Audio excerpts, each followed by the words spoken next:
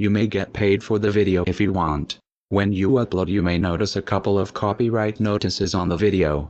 Ignore them. The copyright claims on the video are fraudulent. If they stop you from getting paid for the video, dispute them. If you do not host this video account, you are not doing your part to get the message out there, and you are part of the problem.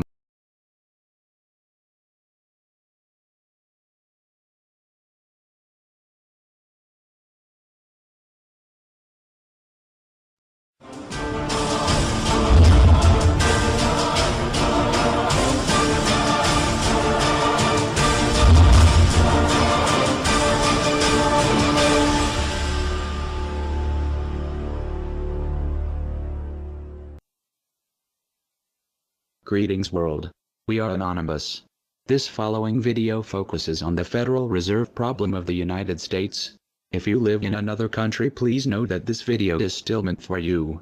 The problem will affect everybody around the world, as the Federal Reserve is present in all countries.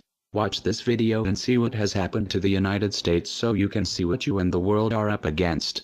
We must all unite together to fight our oppressors. Please pay attention.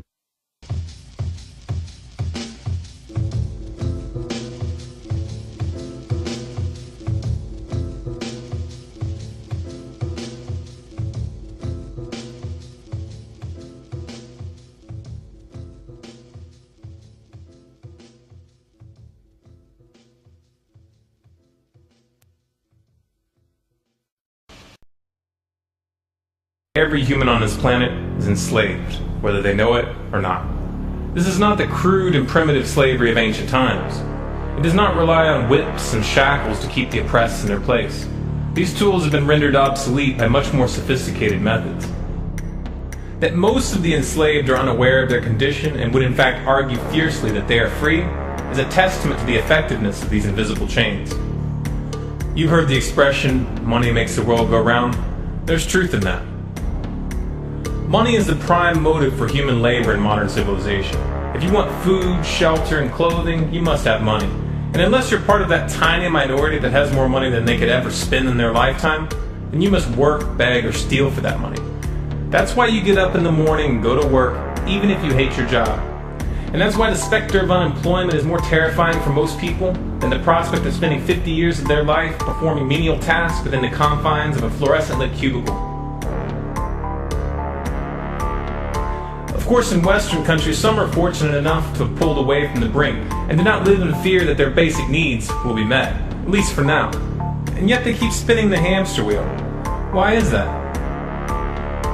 Could it be because money and the bling that it buys have become symbols of status and prestige? Money offers an illusory form of social validation, but even those who are not caught up in distinguishing themselves by how much they accumulate still must acknowledge the social stigma that comes with poverty. The combination of these primal motivators, the need for food, shelter, clothing, and social validation, is a very powerful force.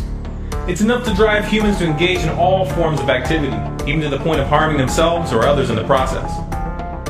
The accumulation of money is therefore an accumulation of social and psychological power, and those who control the creation of money control this power at its source. So who controls the creation of money? Well, in the case of the US dollar, it's not the government. This shouldn't be an earth-shattering revelation. The fact that the Federal Reserve is a private institution owned by a cartel of the world's most powerful banks is quickly becoming common knowledge. Even the mainstream media doesn't deny it at this point. However, the full extent of what this means is only clear when you understand how the banking system really works. And unfortunately, this isn't something we're taught in school. Once you have it explained to you in simple terms, you'll understand why. Every dollar in circulation is loaned into existence by a bank. The process begins with the Federal Reserve when they loan out money to the US government and to other entities. You've probably heard this talked about before, especially in regards to the interest rate on those loans, which the Federal Reserve raises and lowers depending on economic conditions. But what's never talked about in the mainstream is the fact that the Fed isn't actually loaning out money that they have. They are merely typing those dollars into existence on a computer. You may be inclined to believe that this money is based on some physical backing like gold, but you would be mistaken. The Federal Reserve hasn't owned any gold since the 1930s. The Federal Reserve does not own any gold at all. We have not owned gold since 1934. So we have not engaged in any gold swaps. When the Federal Reserve loans money to the US government, The U.S. government gives the Federal Reserve government bonds in exchange. These bonds are simply written promises to pay back the money that was loaned to them with interest through taxation. So to be clear here, the government is taking out a loan from a bank that is creating that money out of thin air, and they're expecting you, the taxpayer, to cover that loan. The absurdity of this arrangement is even more obvious when you realize that up until 1913, the U.S. government created its own money and had no need for a bank to play the part of a middleman. That new money loaned out by the Federal Reserve enters circulation through the banks, accumulates in the banks, and in the end the banks end up holding all the cards. But not necessarily for the reasons you may imagine. Contrary to popular belief, the majority of money in circulation isn't actually created by the Federal Reserve, but rather by the ordinary banks that businesses and individuals use for their checking, savings, and mortgages. How is this possible? Well, like the Federal Reserve, ordinary banks are allowed to loan out money that they don't have. There are, of course, restrictions. Banks are only allowed to loan out 10 times the amount of money that they actually have. So if Wells Fargo has $1,000, they can loan you $10,000 and they expect you to pay back that $10,000 plus interest. This is called fractional reserve banking. 75% of all money in circulation is created in this manner. Now, as bad as this may seem, this is really only the tip of the iceberg. Most banks structure payment plans so that for many years, you're paying almost nothing but interest and only start paying down the principal gradually. The result of this strategy is that in most cases you pay far more in interest when you purchase a house than the house itself is worth. So here's the real question. If all money is created through loans, where does the money come from to pay for the interest? Let's say we reset the system to zero, loan $1,000 into existence and charge 7% interest. We now have a total of $1,000 in the system, but we owe $1,000 plus interest, and that's more. The interest ensures that there's always more debt than money in circulation, because the money to pay the interest doesn't exist. Never has, never will. This would be obvious if there was only one loan being issued to one person in this manner, but when performed on a global scale, the reality is hidden and is transformed into a game of musical chairs where the person ending up without a seat faces bankruptcy and financial ruin. Because every dollar in existence is tied to a debt, this creates an unseen force that draws those dollars back to the banks, kind of like gravity attracts a physical object to Earth.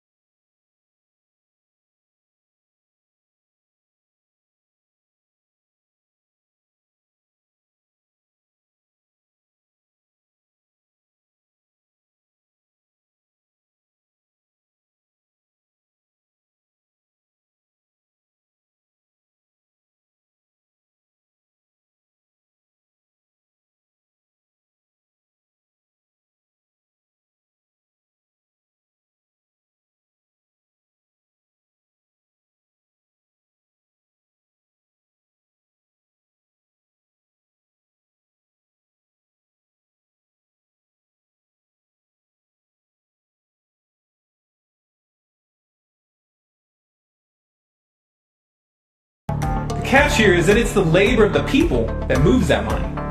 Every hour that you work to pay back a loan or to keep the government from throwing you in jail over income taxes is an hour worked for the banks. The total receipts from personal income taxes just barely covers the interest on the national debt. And even the principal for that debt all ends up back in the hands of the banks. And remember, that bank created that money out of nothing. Once you understand that the money that banks loan out isn't actually an asset, but is in fact a piece of legal fiction, it should be clear that you're working for these banks for free. This is a cleverly disguised form of slavery. If you manage to pay your monthly payments, then you are a successful slave, and you are allowed to keep the material comforts that come with that status. But if for some reason you fail to make those monthly payments, then the bank or the IRS comes to take your house, your car, and anything else you have of value. And if somehow, even with this enormous financial advantage, the banks still get themselves into trouble, you, the taxpayer, will be forced to bail them out. No matter what, the banks win. To say the game is rigged is an understatement. You might be inclined to think that if you live outside the United States and you don't use dollars, then this situation has no bearing on your life. But you would be wrong. The dollar is both the world reserve currency and the only currency in which oil is sold on global markets. This is often referred to as the petrodollar status. This means that wherever you live, whether your country is an oil exporter or an oil importer, you are affected. If your country is an oil importer, then you are affected by the fact that in order to keep your country running, you have to acquire dollars. To acquire those dollars, you have to send goods and services to the United States or to someone else who did. Likewise, if your country is an oil exporter, you are affected by the fact that you send your oil to the U.S. in exchange for this debt-based money. You are exchanging something of real and tangible value for digits on a screen. And if for some reason the leadership of your country grows tired of this arrangement and tries to pull off the dollar, you'll quickly find the United States military at your doorstep ready to open up a can of democracy on you. Iraq learned this the hard way when they switched their oil sales to euros in 2000, and Libya when they tried to organize a gold-based currency for Africa. Debt-based money is a masterpiece of social engineering, the ultimate tool of the ruling elite. Yet in reality, the whole thing is nothing more than a construct of belief.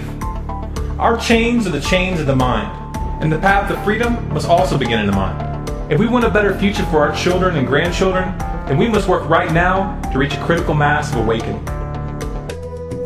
So in case you missed it, the Federal Reserve's only job was to issue paper currency and back up that money with gold, making each dollar refundable for gold. But what they did was they stole the gold, then printed a bunch of fake money out of thin air backed by nothing and loaned it out at high interest. They collected around $3 for every one fake dollar they produced, and they did this scam with every dollar ever made in the US. You never knew about it because they collected the interest through taxes. It was an invisible scam. This scam put you and your children in a $19 trillion debt, making your children debt slaves forever. The following video will demonstrate how much these banksters stole from the world. We are considered the 99% in the video. They, the banksters, are considered the 1% in the video. Pay attention. There's a chart I saw recently that I can't get out of my head. A Harvard business professor and economist asked more than 5,000 Americans how they thought wealth was distributed in the United States. This is what they said they thought it was. Dividing the country into 5 rough groups of the top, bottom, and middle 3 20% groups, they asked people how they thought the wealth in this country was divided. Then he asked them what they thought was the ideal distribution. And 92%, that's at least 9 out of 10 of them, said it should be more like this. In other words, more equitable than they think it is. Now that fact is telling, admittedly, the notion that most Americans know that the system is already skewed unfairly. But what's most interesting to me is the reality compared to our perception. The ideal is as far removed from our perception of reality as the actual distribution is from what we think exists in this country. So ignore the ideal for a moment. Here's what we think it is again. And here is the actual distribution. Shockingly skewed. Not only do the bottom 20% and the next 20%, the bottom 40% of Americans barely have any of the wealth. I mean, it's hard to even see them on the chart. But the top 1% has more of the country's wealth than 9 out of 10 Americans believe the entire top 20% should have. Mind-blowing. But let's look at it another way, because I find this chart kind of difficult to wrap my head around.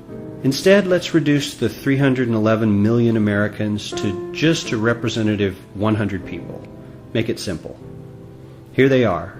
Teachers, coaches, firefighters, construction workers, engineers, doctors, lawyers, some investment bankers, a CEO, maybe a celebrity or two. Now let's line them up according to their wealth. Poorest people on the left, wealthiest on the right, just a steady row of folks based on their net worth. We'll color code them like we did before based on which 20% quintile they fall into.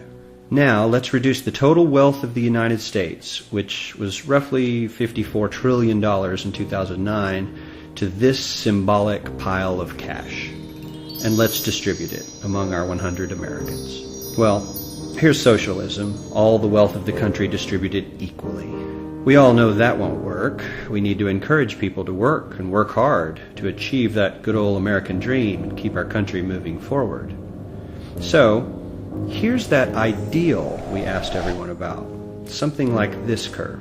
This isn't too bad. We've got some incentive, as the wealthiest folks are now about 10 to 20 times better off than the poorest Americans. But hey, even the poor folks aren't actually poor, since the poverty line has stayed almost entirely off the chart. We have a super healthy middle class with a smooth transition into wealth. And yes, Republicans and Democrats alike chose this curve. 9 out of 10 people, 92%, said this was a nice, ideal distribution of America's wealth. But let's move on. This is what people think America's wealth distribution actually looks like. Not as equitable, clearly, but for me, even this still looks pretty great. Yes, the poorest 20 to 30% are starting to suffer quite a lot compared to the ideal, and the middle class is certainly struggling more than they were, while the rich and wealthy are making roughly 100 times that of the poorest Americans and about 10 times that of the still healthy middle class. Sadly, this isn't even close to the reality. Here is the actual distribution of wealth in America. The poorest Americans don't even register. They're down to pocket change, and the middle class is barely distinguishable from the poor. In fact, even the rich between the top 10 and 20 percentile are worse off. Only the top 10% are better off. And how much better off? So much better off that the top 2 to 5% are actually off the chart at this scale. And the top 1%, this guy, well, his stack of money stretches 10 times higher than we can show. Here's his stack of cash, restacked, all by itself. This is the top 1% we've been hearing so much about. So much green in his pockets that I have to give him a whole new column of his own, because he won't fit on my chart. 1% of America has 40% of all the nation's wealth. The bottom 80%, 8 out of every 10 people, or 80 out of these 100, only has 7% between them. And this has only gotten worse in the last 20 to 30 years. While the richest 1% take home almost a quarter of the national income today, in 1976 they took home only 9%, meaning their share of income has nearly tripled in the last 30 years. The top 1% own half the country's stocks, bonds, and mutual funds. The bottom 50% of Americans own only 0.5% of these investments, which means they aren't investing. They're just scraping by. I'm sure many of these wealthy people have worked very hard for their money. But do you really believe that the CEO is working 380 times harder than his average employee? Not his lowest paid employee, not the janitor, but the average earner in his company. The average worker needs to work more than a month to earn what the CEO makes in 1 hour. We certainly don't have to go all the way to socialism to find something that is fair for hardworking Americans. We don't even have to achieve what most of us consider might be ideal. All we need to do is wake up and realize that the reality in this country is not at all what we think it is.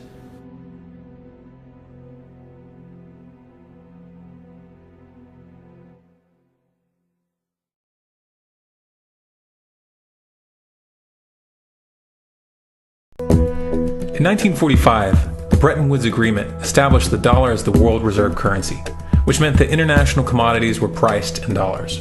The agreement, which gave the United States a distinct financial advantage, was made under the condition that those dollars would remain redeemable for gold at a consistent rate of $35 per ounce. The United States promised not to print very much money, but this was on the honor system, because the Federal Reserve refused to allow any audits or supervision of its printing presses.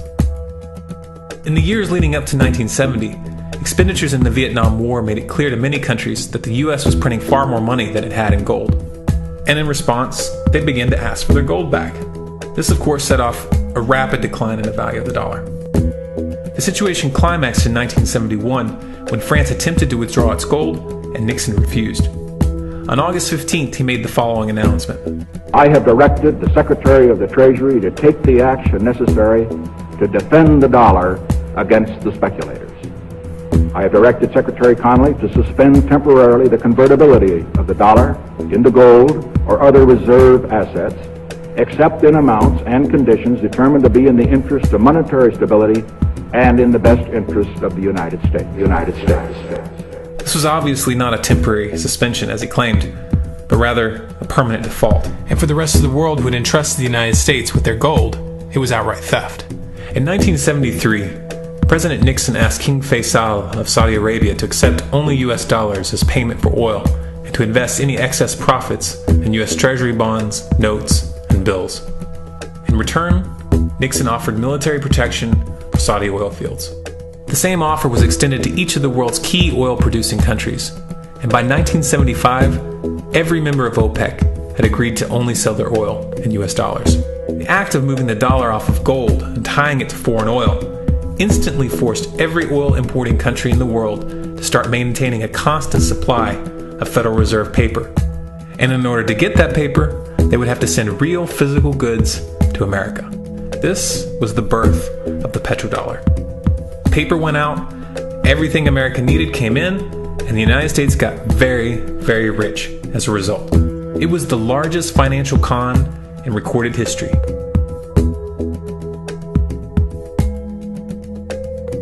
The arms race of the Cold War was a game of poker. Military expenditures were the chips, and the US had an endless supply of chips. With the petrodollar under its belt, it was able to raise the stakes higher and higher, outspending every other country on the planet, until eventually US military expenditures surpassed that of all other nations in the world combined. The Soviet Union never had a chance. The collapse of the communist bloc in 1991 removed the last counterbalance to American military might. The United States was now an undisputed superpower with no rival. Many hoped that this would mark the beginning of a new era of peace and stability. Unfortunately, there were those in high places who had other ideas. Within that same year, the US invaded Iraq in the first Gulf War. And after crushing the Iraqi military and destroying their infrastructure, including water purification plants and hospitals, crippling sanctions were imposed which prevented that infrastructure from being rebuilt. These sanctions, which were initiated by Bush Sr. and sustained throughout the entire Clinton administration, lasted for over a decade and were estimated to have killed over 500,000 children. The Clinton administration was fully aware of these figures. We have heard that 500,000 children have died. I mean, that's more children than died in Hiroshima. And you know, is the price worth it? I think this is a very hard choice, but we think the price is worth it. Miss Albright, what exactly was it that was worth killing 500,000 kids for? In November of 2000, Iraq began selling its oil exclusively in euros. This was a direct attack on the dollar and on US financial dominance, and it wasn't going to be tolerated.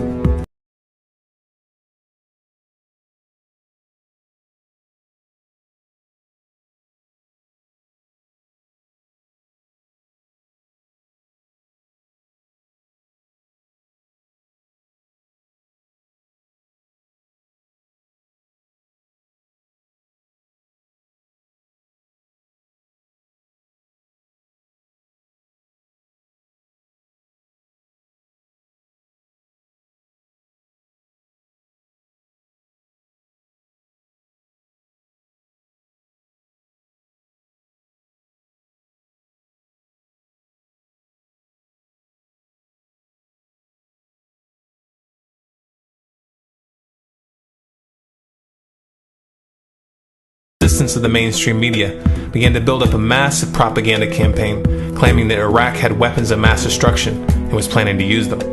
In 2003, the US invaded, and once they had control of the country, oil sales were immediately switched back to dollars.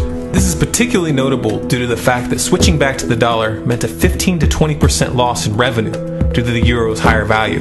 It doesn't make any sense at all unless you take the petrodollar into account.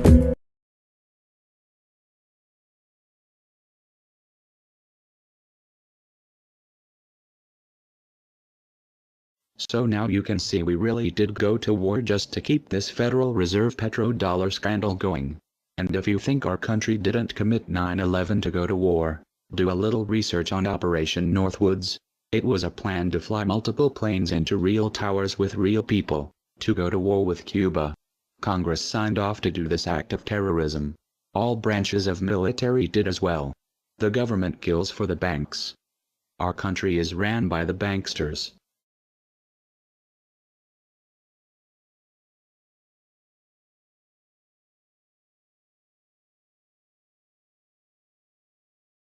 To preserve our independence, we must not let our rulers load us with perpetual debt.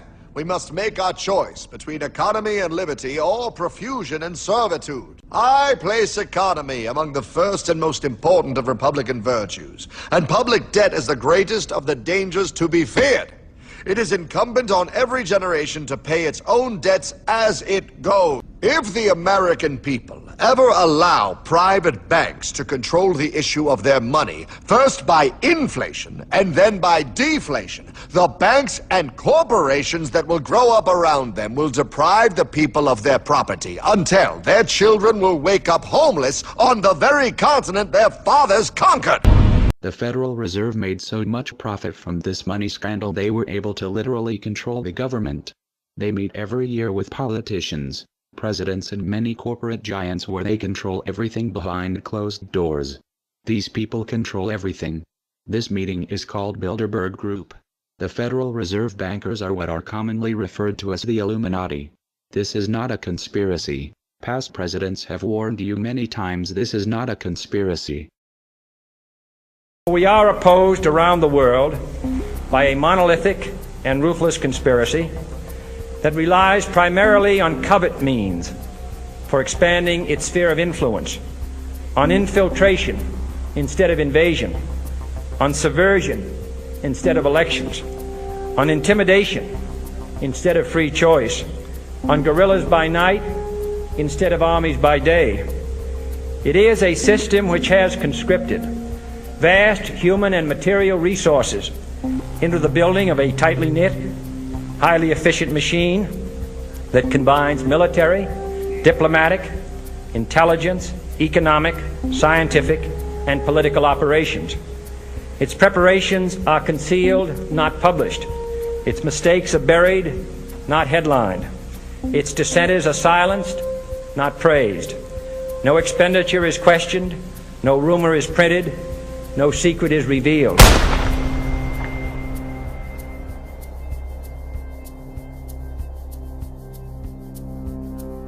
What's happening? Where am I? I believe perhaps you understand now, pal, but you are afraid. JFK, Hartman, what does this have to do with my house and my dog? Oh, okay, that's enough. I want to go home now. This is the last president to stand up to the Fed. You must see. On June 4, 1963, President Kennedy signed Executive Order 11110. This executive order empowered the U.S. Treasury to issue real money without the Fed. It would have worked. Kennedy's plan to dismantle the Federal Reserve machine had begun. 6 months later, John F. Kennedy went to Dallas and never returned. No way. No way they could do that.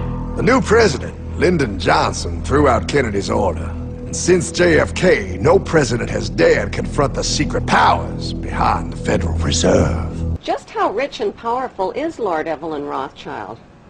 Historically, the Rothschild family wealth was hidden in underground vaults. The Rothschilds' secret financial records were never audited and never accounted for. Their family-commissioned biographies give the illusion that their family fortune has dwindled, but researchers estimate their wealth at close to $500 trillion, more than half the wealth of the entire world. Besides their many castles, palace mansions, wineries, racehorses, and exotic resorts, the Rothschilds bought Reuters in the 1800s. Reuters then bought the Associated Press, which selects and delivers the same news stories to the entire world, day after day. They have controlling interest in 3 major television networks and easily avoid media attention since they own it. They also fix the world price of gold on a daily basis and profit from its ups and downs. Over the centuries, the Rothschilds have amassed trillions of dollars worth of gold bullion in their subterranean vaults and have cornered the world's gold supply. They own controlling interest in the world's largest oil company, Royal Dutch Shell. They operate phony charities and offshore banking services where the wealth of the black nobility in the Vatican is hidden in secret accounts at Rothschild Swiss banks, trusts, and holding companies. Although Evelyn Rothschild looks like a harmless gray-haired old man, make no mistake about it, Rothschild and his ancestors have handpicked presidents, crashed stock markets, bankrupted nations, orchestrated wars, and sponsored the mass murder and impoverishment of millions.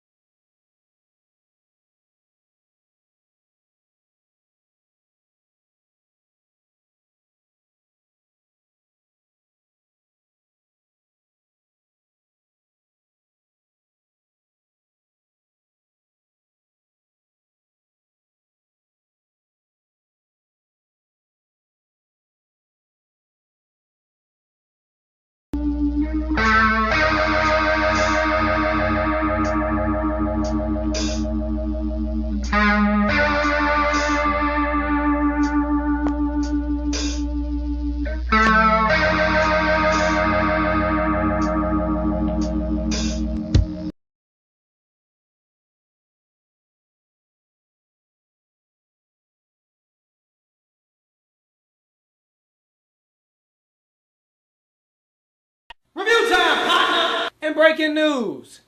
To all of you who don't like conspiracy theorists, all of y'all who don't like truthers, who want to call truthers crazy, your fun is over. Those days of you having the illusion of credibility are over.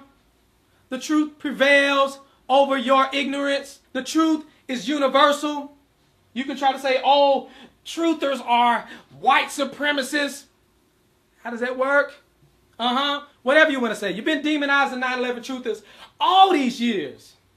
You're demonizing Sandy Hook truthers. Well, if it was a real conspiracy, don't you think the media would talk about it? Don't you think it would be on the front page of the news? Don't you think? Well, if it was a real government conspiracy, why do you think they would let that be on the news? Because you know the news stations are bought and paid for. You know the news, they read off a script, right? You know the news reporters do that, right? No, you don't know that? No, I trust my news. They are more credible than you. You are just some truther. I watch the news and I get informed. You get informed, don't you? Those reporters, they give you exclusive information. Now, you don't need us to tell you that gas prices are back on the rise.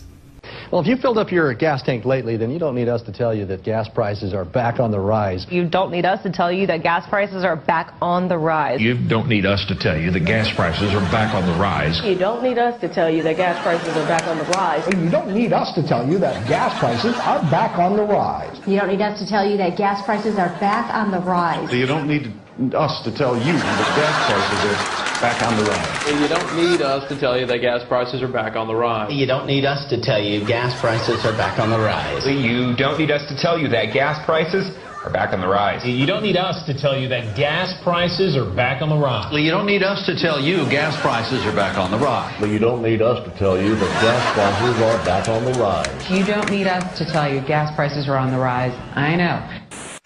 President, earlier this year you told us you had ordered your administration to cease and desist on payments to journalists to promote your agenda. You cited the need for ethical concerns and the need for a bright line between the press and the government. Your administration continues to make the use of video news releases, which are prepackaged news stories sent to television stations, fully aware that some or many of these stations will air them without any disclaimer that they are produced by the government. Comptroller General of the United States this week said that raises ethical questions. Does it raise ethical questions about the use of government money to produce stories about the government that wind up being aired with no disclosure that they were produced by the government? There is a Justice Department opinion that says these pieces are within the law so long as they're based upon facts, not advocacy. And I expect our agencies to adhere to that ruling, to that Justice Department opinion. This has been a long-standing practice of the federal government to use these types of videos. Agricultural Department, as I understand, has been using these videos for a long period of time. The Defense Department, other departments have been doing so. It's important that they be based upon the guidelines set out by the Justice Department. Now, I think it'd be helpful if local stations then disclose to their viewers if that's, that this was based upon a factual report and they chose to use it. But evidently in some cases that's not the case. So anyway. To guarantee that's happening by including that language in the prepackaged report. Yeah, I don't, look, oh, you mean a disclosure on George W. Bush and I? Well, some way to make sure it couldn't air without the disclosure that you believe is so vital. Ken, I mean, there's a procedure that we're going to follow, and the local stations ought to, if there's a deep concern about that, ought to tell their viewers what they're watching. Conan O'Brien may be about to push the envelope on late-night television. Conan O'Brien may be about to push the envelope on late-night television. Conan O'Brien may be able to push the envelope on late-night television. Conan O'Brien may be about to push the envelope on late-night television. Conan O'Brien may be about to push the envelope on late-night television. Conan O'Brien may be about to push the envelope on his late-night television. Conan O'Brien may be about to push the envelope on late-night television. Conan O'Brien may be about to push the envelope on late-night television. Conan O'Brien may be about to push the envelope on late-night TV. Conan O'Brien may be about to push the envelope on late-night television. For these anchors to ask no questions, do no fact-checking, and hold no differing interpretation of the news they're delivering is not only absurd, it's downright dangerous. Certainly there were commentators and others, pundits at Fox News that were helpful to the White House. And certainly, yeah, certainly we got talking points to those people. Call Sean, call Bill, call whoever. Did you do that as a regular thing? It wasn't necessarily something I was doing, but it was something that we at the White House, yes, were doing and getting them talking points and making sure they knew where we were coming from. So you were giving them talking points. But I would separate the journalists. That's important. Yeah. You were using these commentators as your spokespeople. Well, certainly. I mean, certainly. I think that happens to both ways when people go on other networks as well that are favorable towards the Democrats and so forth. Nobody's ever fed me any crap like that, so I don't know what you're talking about. Well, you're an independent-minded guy. Thank you. Yeah. But aren't you a little embarrassed by the fact that your White House used a television network which is purportedly fair and balanced as your mouthpiece? I think everybody in this town uses people that are going to be helpful to their cause to try to shape the narrative to their advantage. Again, I would separate the journalists because the journalists that I worked with were people just like the rest of the White House press corps who were trying to report the news. So you wouldn't use Brit Hume as somebody to sell stuff for, but you'd use the nighttime guys. Yeah, I would separate that out, and certainly, you know, and then they'll say that that's because they agree with those views in the White House. Well, they didn't need a script, though, did they? Well, probably not. Economic factors may take some spring out of the Easter Bunny's step this year. In consumer news, economic factors may take some spring out of the Easter Bunny's step this year. Economic factors may take some spring out of the Easter Bunny's step this year. Economic factors may take some spring out of the Easter Bunny's step this year. Economic factors may take some spring out of the Easter Bunny's step this year. Economic factors may take some spring out of the Easter Bunny's step this year. Economic factors may take some spring out of the Easter Bunny step this year. Economic factors may take some spring out of the Easter Bunny step this year. Economic factors may take some spring out of the Easter Bunny step this year. Economic factors may take some spring out of the Easter Bunny step this year. Economic factors may take some spring out of the Easter Bunny step this year. Economic factors may take some spring out of the Easter Bunny step this year. Economic factors may take some spring out of the Easter Bunny step this year. Economic factors may take some spring out of the Easter Bunny step this year. Economic factors may take some spring out of the Easter Bunny step this year. It's the third time I've said that. I'll probably say it 3 more times. See, in my line of work, you got to keep repeating things over and over and over again for the truth to sink in, to kind of catapult the propaganda.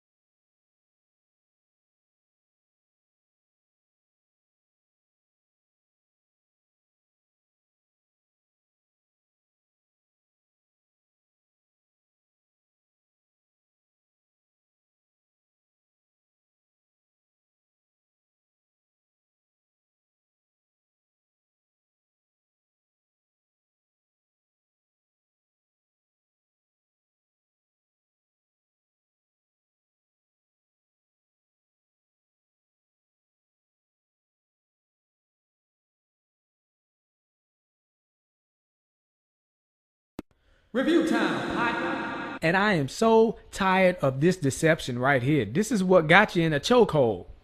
The left versus the right. Left wing versus right wing. Don't you know the wings are of the same bird? A little corrupt bird. Republican versus Democrat. They got you cheering for teams. They got you in this tribalism mentality. You don't even understand it. They screwing you over. I'm going to show you how it works in this video.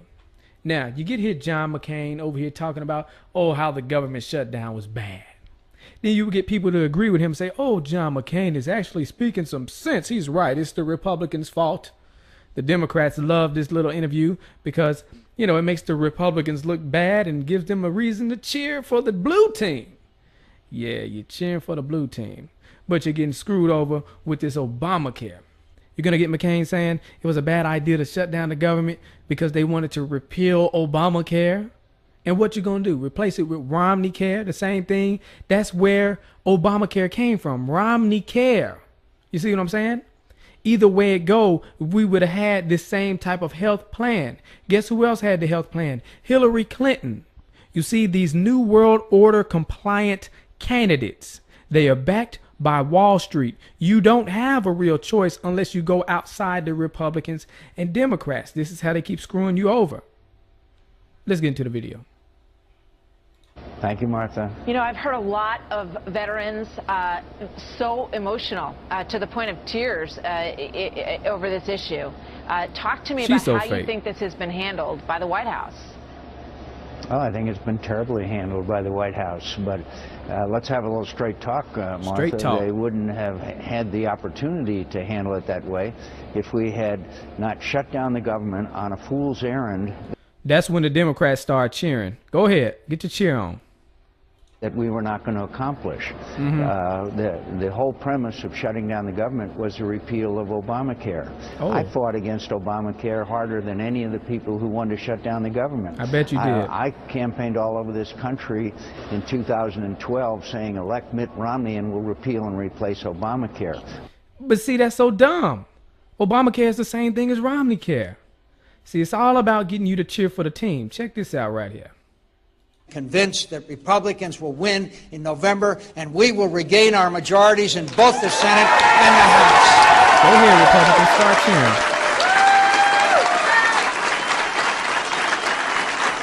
Why are you blinking like that? Well, stop blinking like that. What's your problem? And we will win House seats right here in Arizona. We will lead in Arizona. Can you get to the point? Jeez, this uneventful speech. And when we do, we will stop the out-of-control spending and tax increases and repeal and replace Obamacare. And they're cheering. But repeal and replace Obamacare means they're going to put in Romneycare, which is the same doggone thing. Think I'm lying.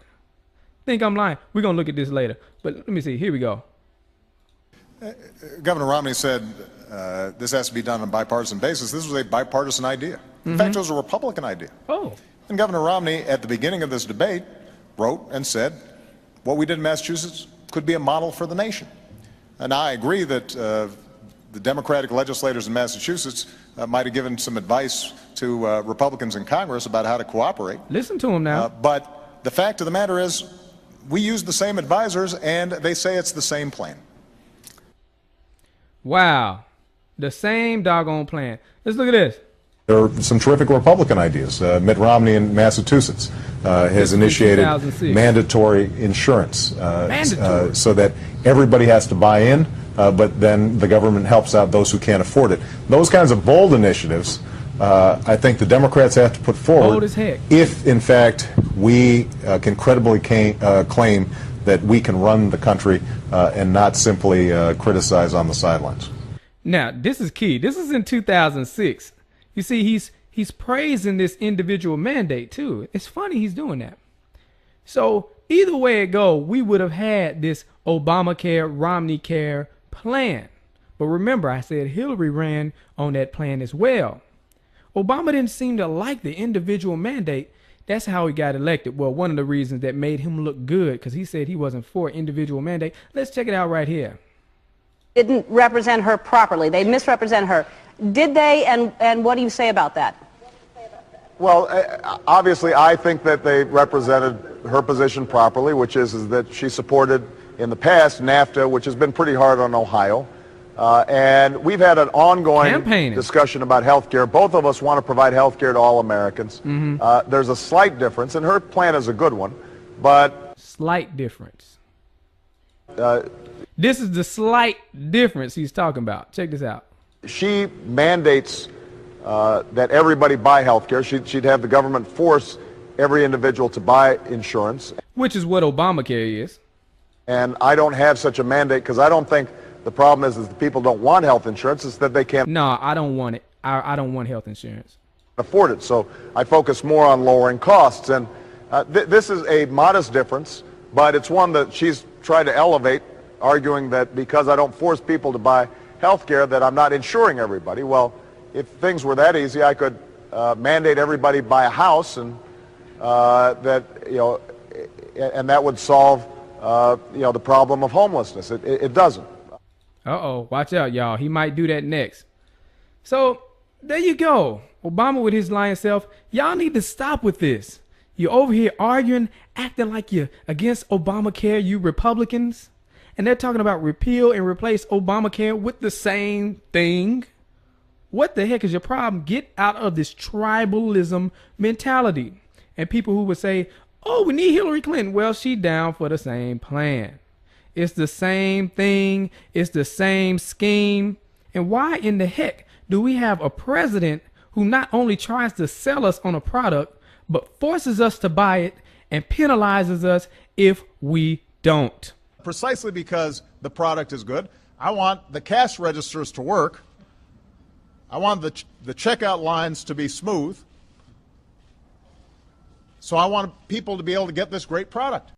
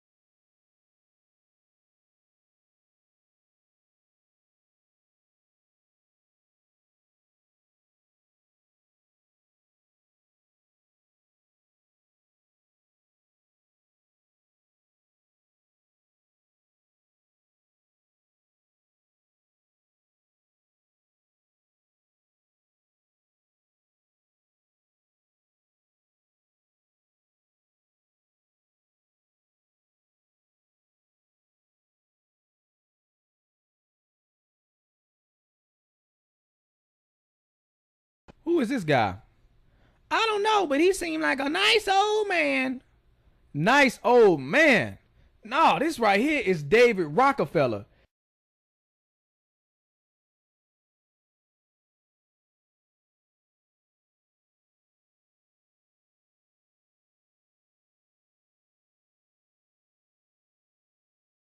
This guy right here, you need to do some research on David Rockefeller. Feel free to do that whenever you get a chance. But people who know about this man right here, they know he is nothing but trouble. Rockefellers, come back. We don't want your New World Order, you know? Leave Chile right now. Leave Chile. You are not... You're killing a lot of people. You're killing a lot of people. Leave here. Leave Chile right now. Leave Chile. Leave Chile. We don't want your world government. Leave Chile right now. Leave Chile, okay? Leave Chile. Your family is the most disgusting in the world, you know? Leave here. Leave. You also, you're a traitor to Chile. Mr. Agustin Edwards, you're a traitor to Chile, okay? You're a traitor to Chile. What you're doing right now, okay? Okay? Okay? You know everything. You know everything. You're participating with him. You're participating with him in this. Your world government will fail, okay? You heard what the man said. Leave Chile. Why was that man so mad at him? You want to know why? Because he knows the Rockefeller family is for the New World Order agenda. What is the New World Order agenda?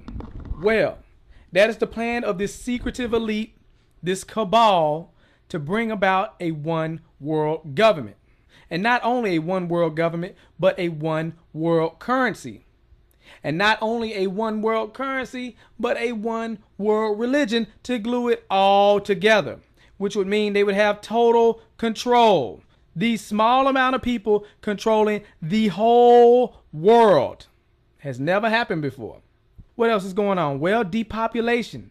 These guys push for depopulation in third world countries. You can see here Henry Kissinger. Depopulation should be the highest priority of U.S. foreign policy towards the third world.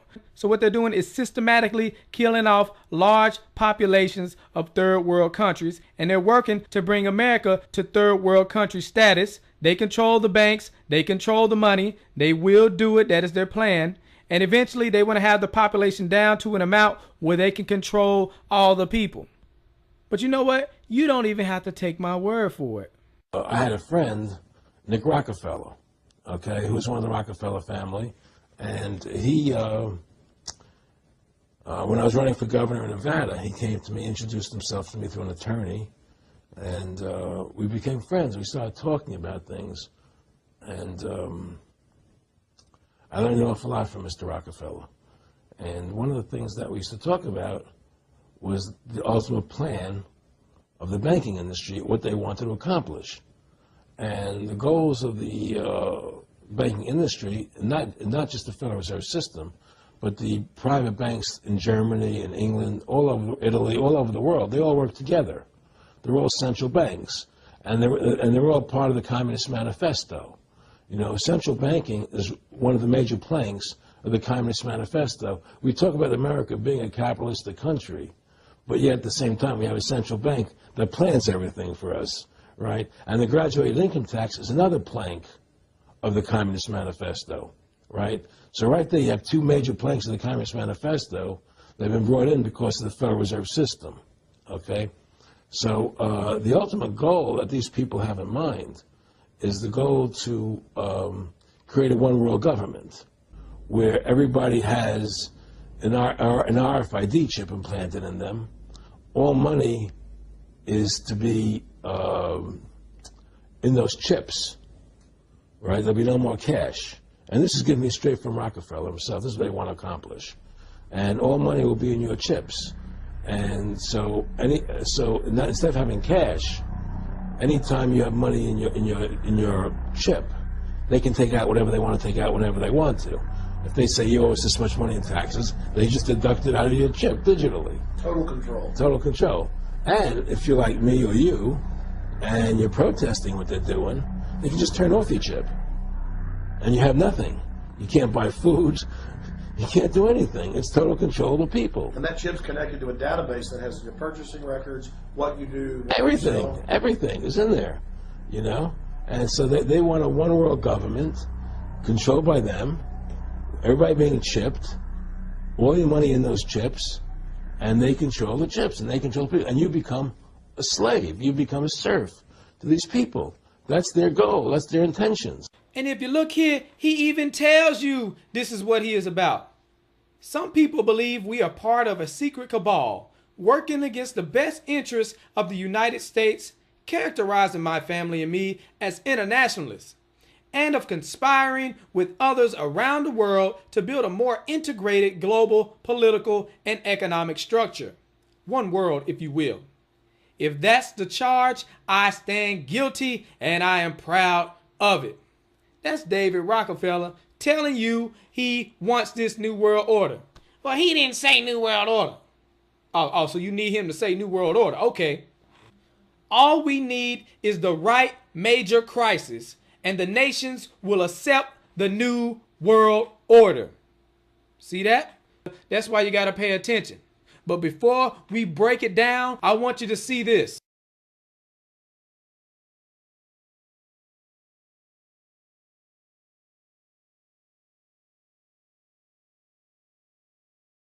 You were both in Skull and Bones, the secret society.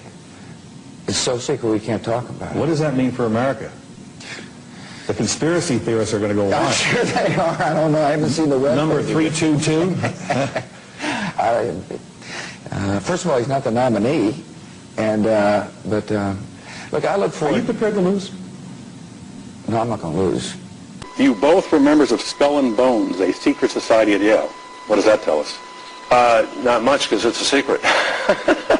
Is there a secret handshake? Is there a secret code? I wish there were something secret I could manifest. 322, a secret number? There are all kinds of secrets. We had a worldview, Republican and Democratic presidents alike, from Harry Truman to George Bush, stood for freedom and stood for certain propositions that would make America strong and healthy and grow the middle class and shrink poverty and stand against communism.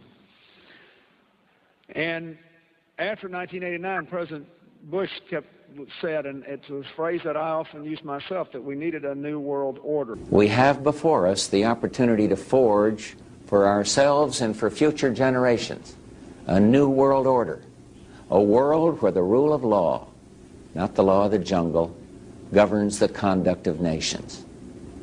When we are successful, and we will be, we have a real chance at this new world order, an order in which a credible United Nations can use its peacekeeping role to fulfill the promise and vision of the UN's founders.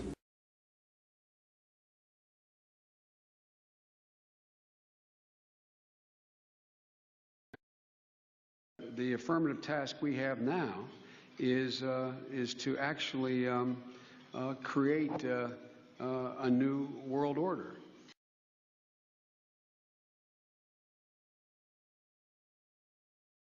If you go outside the city of Atlanta, go east about 60 or 70 miles to the town of Elberton, and then go north on Highway 77 about 10 miles, you'll find off to the right what's called the Georgia Guidestones. It looks kind of like Stonehenge, these big, huge granite rocks set up there. This was done by a guy, we have a pseudonym, came in, paid cash, had this company set these things up in 1980. He called himself R.C. Christian, but that's not his real name. It says right on the stones, a pseudonym, false name. On these Georgia Guidestones, it gives the 10 Commandments for the New World Order. 10 Commandments for the New World Order. The first commandment was to maintain humanity under 500 million. I went there and looked at those things and said, now, hold on a minute. Today's population is 6 billion. They want to maintain humanity under 0.5 billion. Looks like a lot of people got to die for their plan to work, which is, by the way, the plan.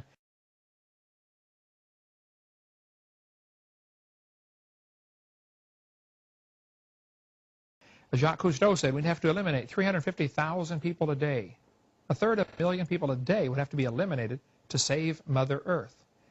Bill Clinton said we need to reduce the population of the Earth to 1 billion. There are a lot of folks who would like to reduce the population of the Earth. The Bible command is quite the opposite.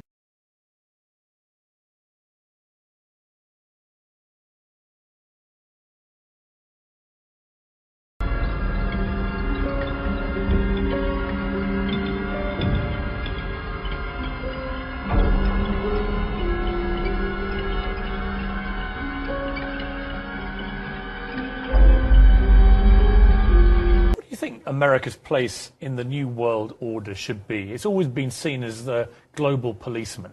But as you said before, you know, it's hard to see with all these military conflicts where the winner and loser lies. What should America be doing I think globally? The global policeman should be the United Nations. And I don't think we should need one. I think we should use courts the way we do in civilian life. It's time to put war and conflict, armed conflict behind us and move on and start acting like civilized, educated human beings. Oh, you're so civilized, Ted. Let's look at your quote. A total population of 250 to 300 million people, a 95% decline from present levels would be ideal. That's Ted Turner, founder of CNN and New World Order supporter. You see, he donated $1 billion to the United Nations. This man is down for the depopulation agenda. He wants a one-child policy for 100 years, yet he got 5 kids. And you got to pay attention because these jokers will tell you that they selling out. And they do that just so it'll go over your head. So you'll be like, oh, well, they didn't really mean that. They're just being sarcastic. It's not that serious. But then at the same time, people be like, oh, well, I ain't going to believe that unless they tell me. He telling you right here. So we get Shaq admitting to the whole world that he's a Freemason and he is proud of it. What is going on there? That's a ring of my profession. You don't know nothing about that. Okay, well, can we get a close-up on that? There it is. What? I don't know nothing about What is the profession? Yeah, which profession Look are you at talking that about? man. Woo, that man so happy. Is it a legal profession? Of course it's legal. It's a ring of my profession. I'm trying to read it. Okay. It's too many diamonds. He's like, yep, I'm a Freemason. Ain't nothing you can do. Mason, are you a Mason? Of course. And all them jokers around him know what's going on. The secret ceremony. Well, you might as well put your pinky out when you drink your drink. Put your pinky out. You know, the secret ceremonies with the candles and the... Everyone wears... Anyway, the Clippers. The Clippers. Ring, but that is impressive, Mr. O'Neal. I don't have a championship. Anyway, so the Clippers. Oh, yeah, I have 4. Those he doesn't wear. Those he doesn't wear. The Clippers. Yeah. As I was blinded by success.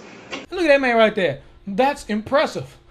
I'm blinded by success. See, they know what the deal is when you a Freemason.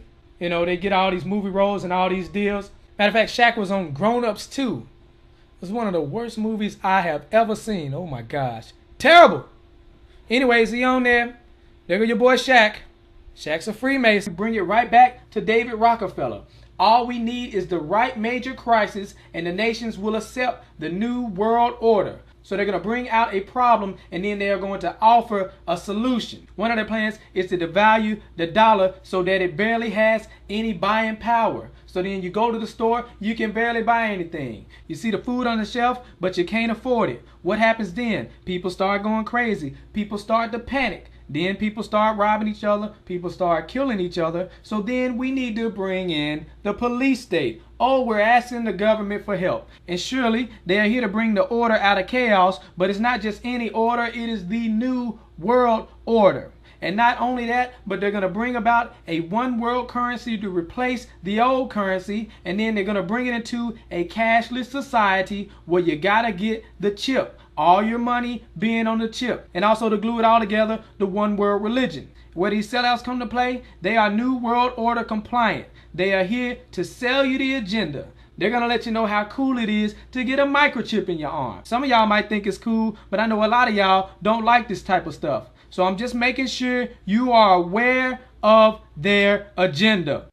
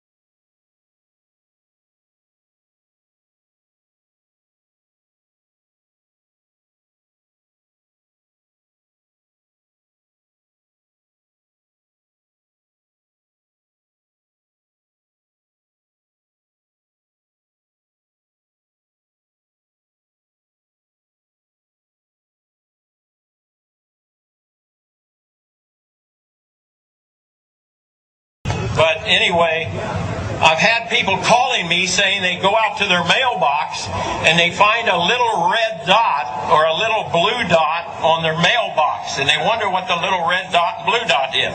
Well, it's marking your mailbox by the government, so when foreign troops come in here on us after martial law, if you have a red dot on your mailbox, they take you out immediately and shoot you right in the head. But if you have a blue dot, they take you to the FEMA camps being built by Halliburton right now to house 50 million Americans. They're building enough concentration camps in America by Halliburton that Cheney's getting rich off of, Vice President Cheney's getting rich off of, to put those those with the blue dot on your mailbox in those concentration camps. Now, if you go out and you find a pink dot on your mailbox, that means that they believe you'll be a good slave and you're going to go along with the program and serve our international Antichrist masters. So watch for that dot.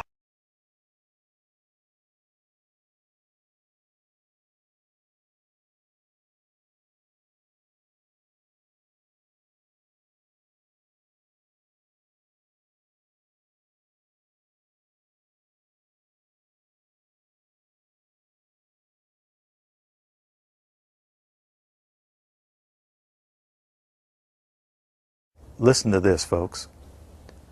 I was pulled to the side road, which was a new cut gravel dirt road in front of a business, a builder supply business.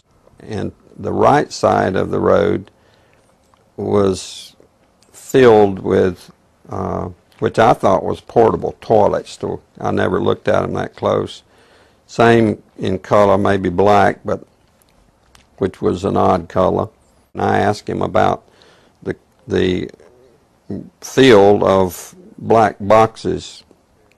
What were they? Because I'd never seen anything like that. And his statement was that if he told me, I would be one of few people in Madison, Georgia that knew about them. And he says they're disposable coffins, I believe he told me.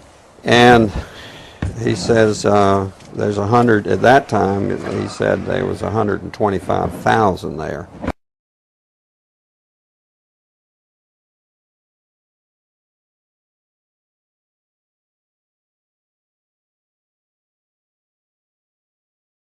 And the brother of the man that owns this field, that the government is leasing this field from to store these disposable coffins, this brother was given 3 years to set up temporary morgues around the country. Have you heard that the Department of Homeland Security has purchased 1.6 billion rounds of ammunition last year?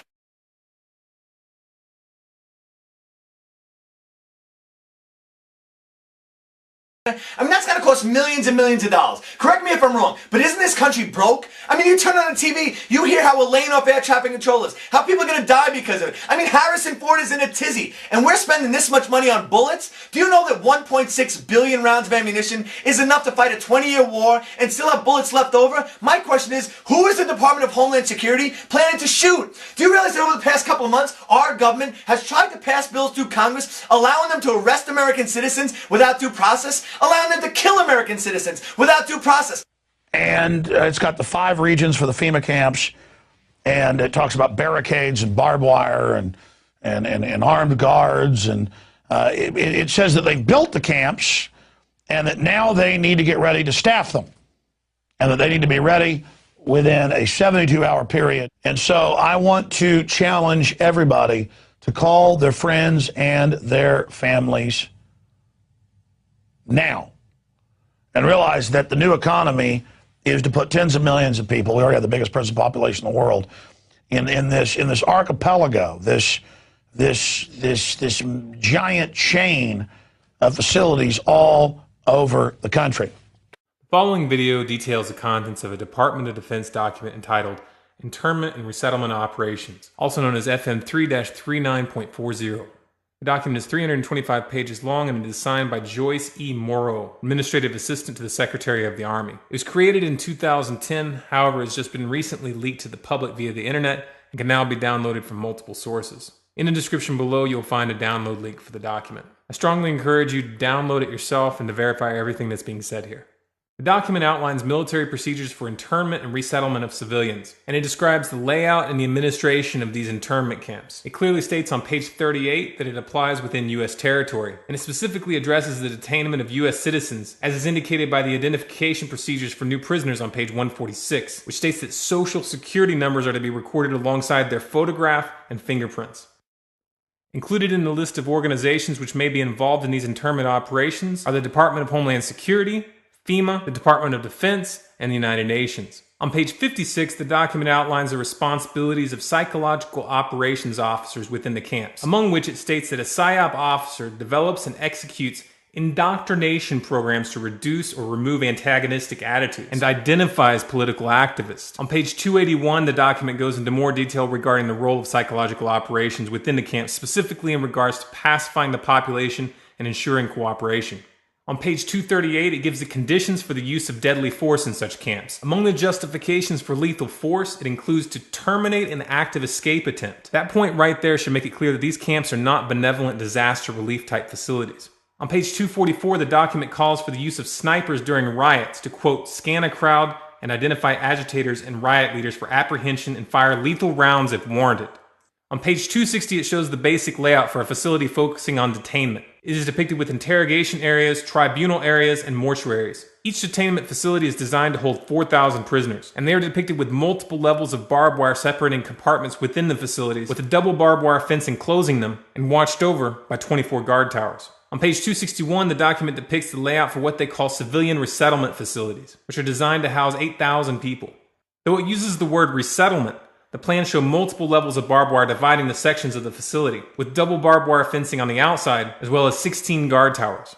On page 262, the layout for facilities designed for what they call non-compliant prisoners is shown. These camps are designed to hold up to 300 prisoners, they have 3 interrogation centers, and are guarded by 13 guard towers. Now, if there's any question whether these plans are active or just theoretical, this should be settled by the fact that the U.S. Army has been running ads for job positions in these camps since 2009, and apparently, they're still hiring. Once again, if you look in the description, you'll find all the links you need to verify this information. It's important to note here that this document was created in 2010, which was under the Obama administration, and it predates the NDAA of 2012, which authorized military detainment of U.S. citizens. This clearly shows a long-term agenda at work.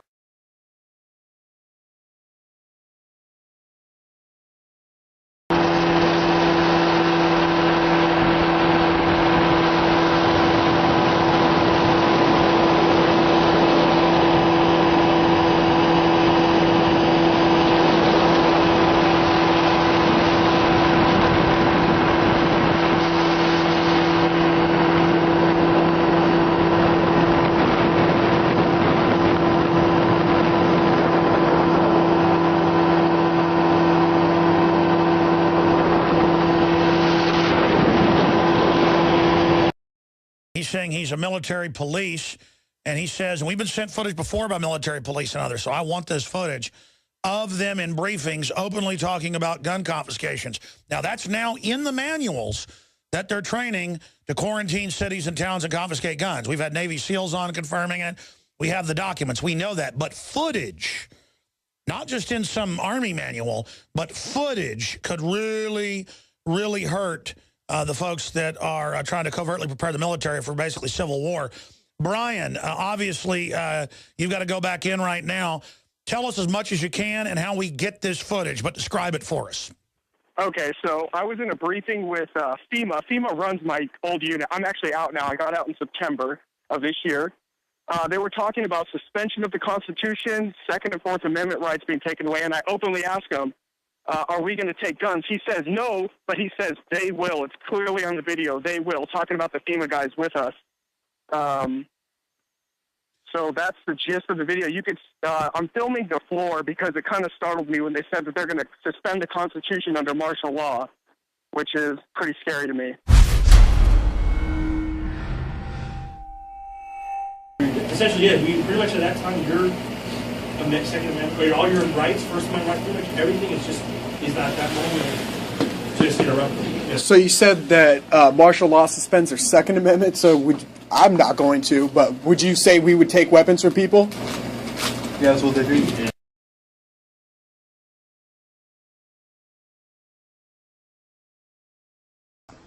President Obama today proposed something new, something called prolonged detention.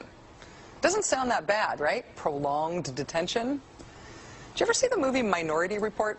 It was based on a Philip K. Dick short story. Came out in 2002. It starred Tom Cruise, remember? He played a police officer in something called the Department of Pre-Crime. Pre-crime is where people are arrested and incarcerated to prevent crimes that they have not yet committed.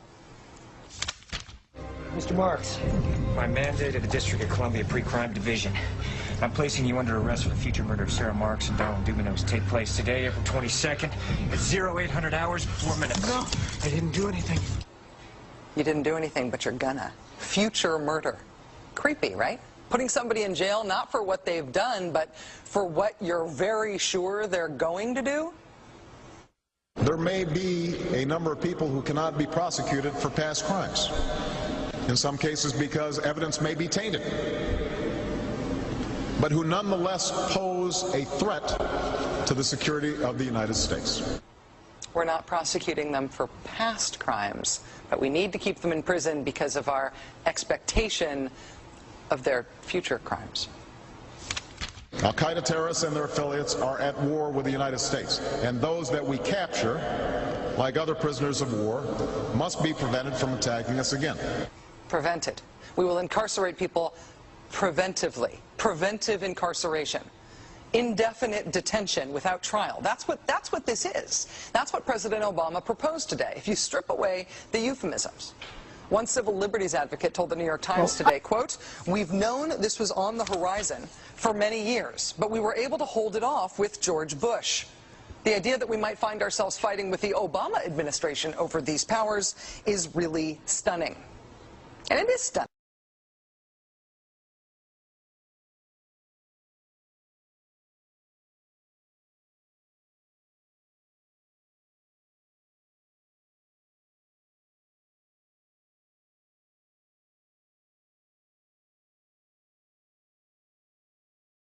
As a psychiatrist, I remember very well the condemnation by the American Psychiatric Association of Soviet psychiatrists and the Soviet Union for their use of psychiatric techniques and psychiatric medications to control political dissidents. Sadly, shockingly, we in the United States have become those same oppressors. We now have a policy, as exemplified by the FBI brochure from the Phoenix Office on Counterterrorism, which says people who are defenders of the U.S. Constitution against federal government and the UN, and make numerous references to the U.S. Constitution, should be monitored as potentially murderous and fanatical terrorists. By extension, should be considered mentally unstable.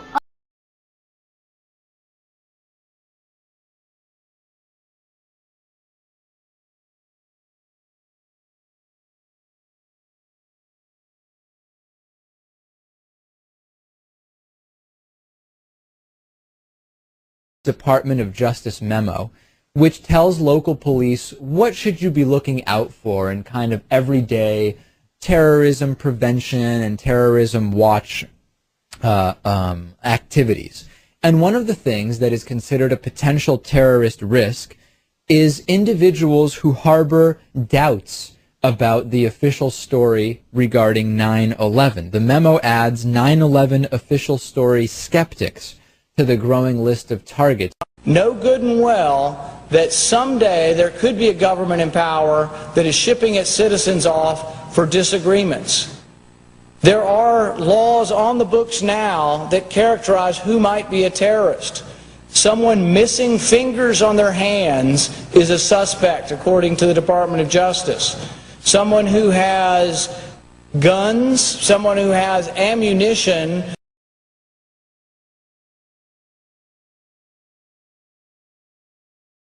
Someone who has more than 7 days of food in their house.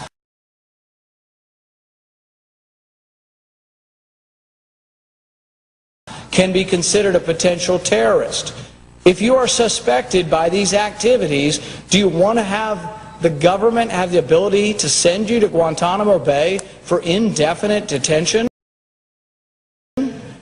A suspect. We're not talking about someone who has been tried and found guilty. We're talking about someone suspected of activities. President Obama is now allowed to write in laws without consent from Congress, making us no different than a dictatorship. The president has just signed many executive orders that allows the government to take your assets, your homes, your children, transportation, and gives the government permission to put you into concentration camps and labor camps. If you do not believe me, here are the executive orders. Read them yourself.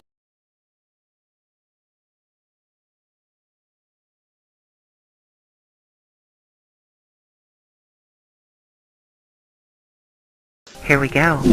Executive Order 10990 allows the government to take over all modes of transportation and control of all highways and seaports. Executive Order 10995 allows the government to seize and control the communication media. Executive Order 10997 allows the government to take over all electrical power, gas, petroleum, fuels, and minerals. Executive Order 10998 allows the government to seize all means of transportation, including personal cars, trucks, or vehicles of any kind, and total control over highways, seaports, and waterways. Executive Order 10999 allows the government to take over all food resources and farms. Executive Order 11000 allows the government to mobilize civilians into work brigades under government supervision. Executive Order 11001 allows the government to take over all health, education, and welfare functions. Executive Order 11002 designates the Postmaster General to operate a national registration of all persons.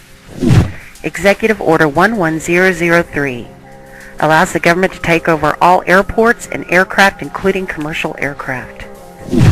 Executive Order 11004 allows a housing and finance authority to relocate communities, build new housing with public funds, designate areas to be abandoned, and establish new locations for populations.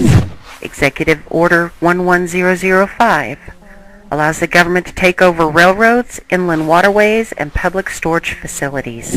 Executive Order 11051 specifies the responsibility of the Office of Emergency Planning and gives authorization to put all executive orders into effect in times of increased international tensions and economic or financial crisis. Executive Order 11310 grants authority to the Department of Justice to enforce the plans set out in executive orders, to institute industrial support, to establish judicial and legislative liaison, to control all aliens, to operate penal and correctional institutions, and to advise and assist the President. Executive Order 11049 assigns emergency preparedness function to federal department and agencies, consolidating 21 operative executive orders issued over a 15-year period. Executive Order 11921 allows the Federal Emergency Preparedness Agency to develop plans to establish control over the mechanisms of production and distribution of energy sources, wages, salaries, credit, and the flow of money in U.S. financial institution in any undefined national emergency. It also provides that when a state of emergency is declared by the President, Congress cannot review the action for 6 months. The Federal Emergency Management Agency has broad powers in every aspect of the nation. General Frank Salzito, chief of FEMA's Civil Security Division, stated in a 1983 conference that he saw FEMA's role as a new frontier in the protection of individual and governmental leaders from assassination and of civil and military installations, from sabotage and or attack, as well as prevention of dissident groups from gaining access to U.S. opinion or a global audience in times of crisis. FEMA's powers were consolidated by President Carter to incorporate the National Security Act of 1947 that allows for strategic relocation of industries, services, government, and other essential economic activities, and to rationalize the requirements for manpower, resources, and production facilities. The 1950 Defense Production Act gives the President sweeping powers over all aspects of the economy. The Act of August 29, 1916 authorizes the security of the Army in time of war to take possession of any transportation system from transporting troops, material, or any other purpose related to the emergency. The International Emergency Economic Powers Act enables the President to seize the property of a foreign country or national. These powers were transferred to FEMA in a sweeping consolidation in 1979.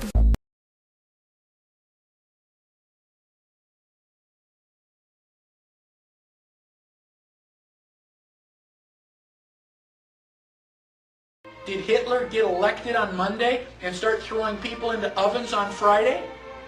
No. It was a gradual process. The first thing that Hitler did was start to write newspaper articles.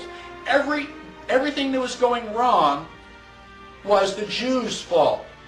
They're the ones that caused all these problems. Did the Jews write their own newspaper articles and go, I disagree? So then the Jews had to wear the Star of David so we can tell who you are. Did they say, no, that's a violation of my privacy. I don't have to tell you. No, the Jews decided, well, it's a religious symbol. We love God. We should be proud to wear the Star of David. Eventually, the Germans came in and they broke all of the windows in all of the Jewish businesses in one weekend. The Saturday night was known as Kristallnacht, which is German for Night of Glass. Did the Jews rise up and say, now, damn it, you're violating my property, you shouldn't do that? No. Gosh, we don't want to make the Germans any madder than they already are. Don't piss them off. They've got guns.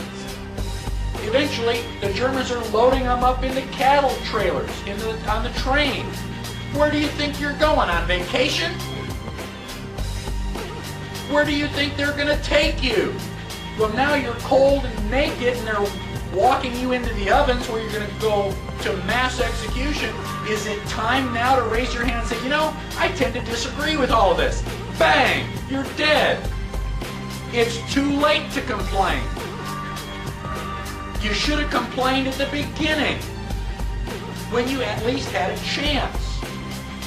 How bad do things have to get before you do something? Do they have to take away all your property? Do they have to license every activity that you want to engage in? Do they have to be throwing you on cattle cars before you start to say, now wait a minute, I don't think this is a good idea? How long is it going to be before you finally resist?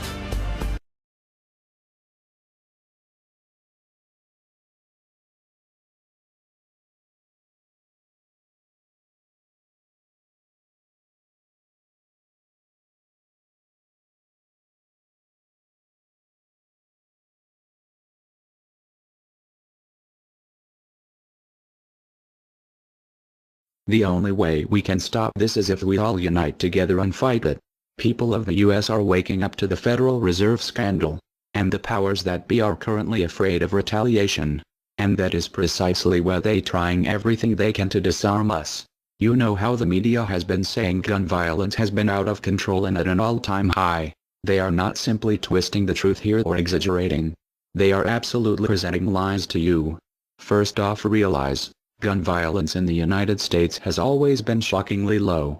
And gun violence has dropped by 49% in the last 11 years. The already absurdly low gun violence in America has literally dropped in half. In half. The fact they are saying that it is at an all-time high perfect demonstrates how biased the government and the media is.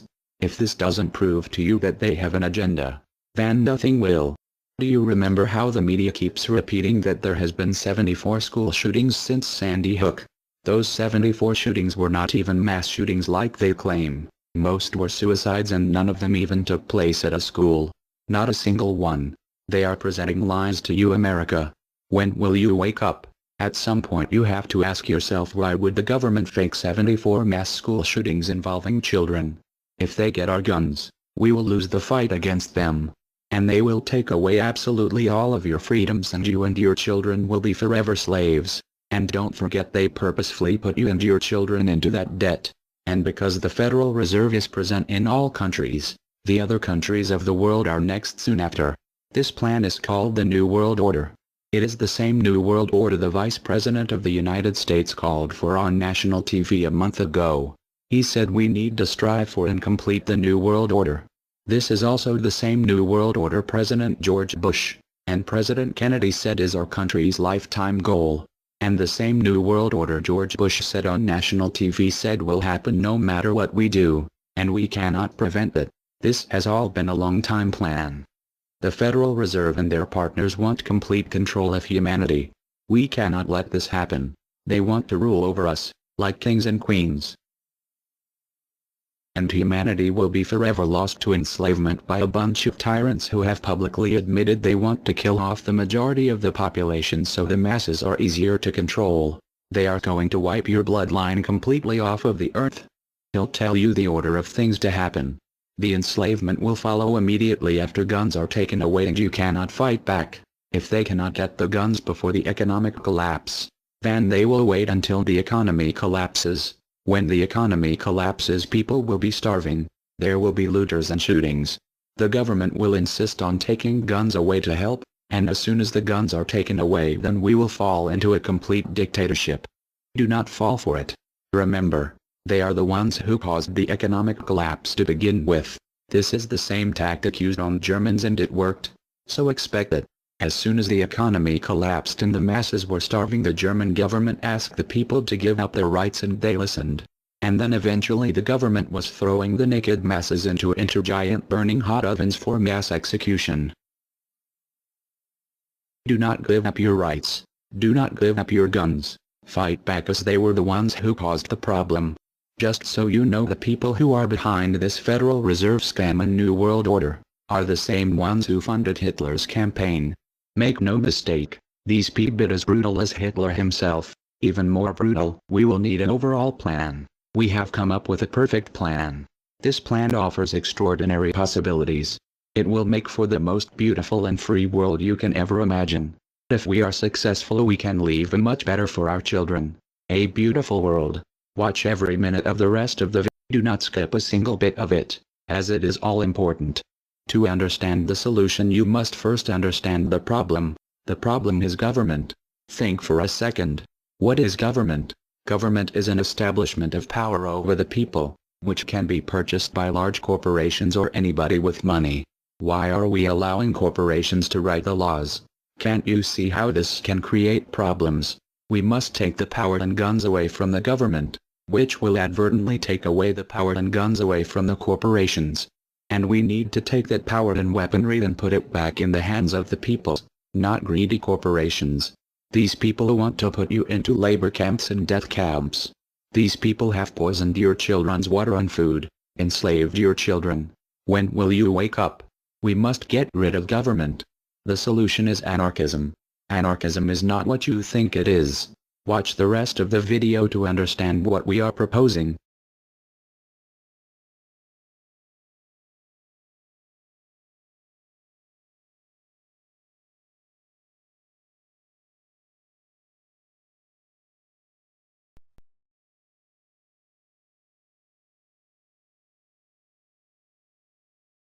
To you? Makes perfect sense. Okay. Anybody else want to throw anything out at us?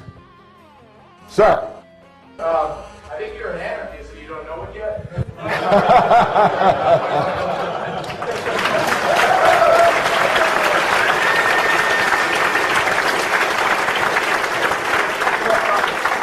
Do you hear me denying anything?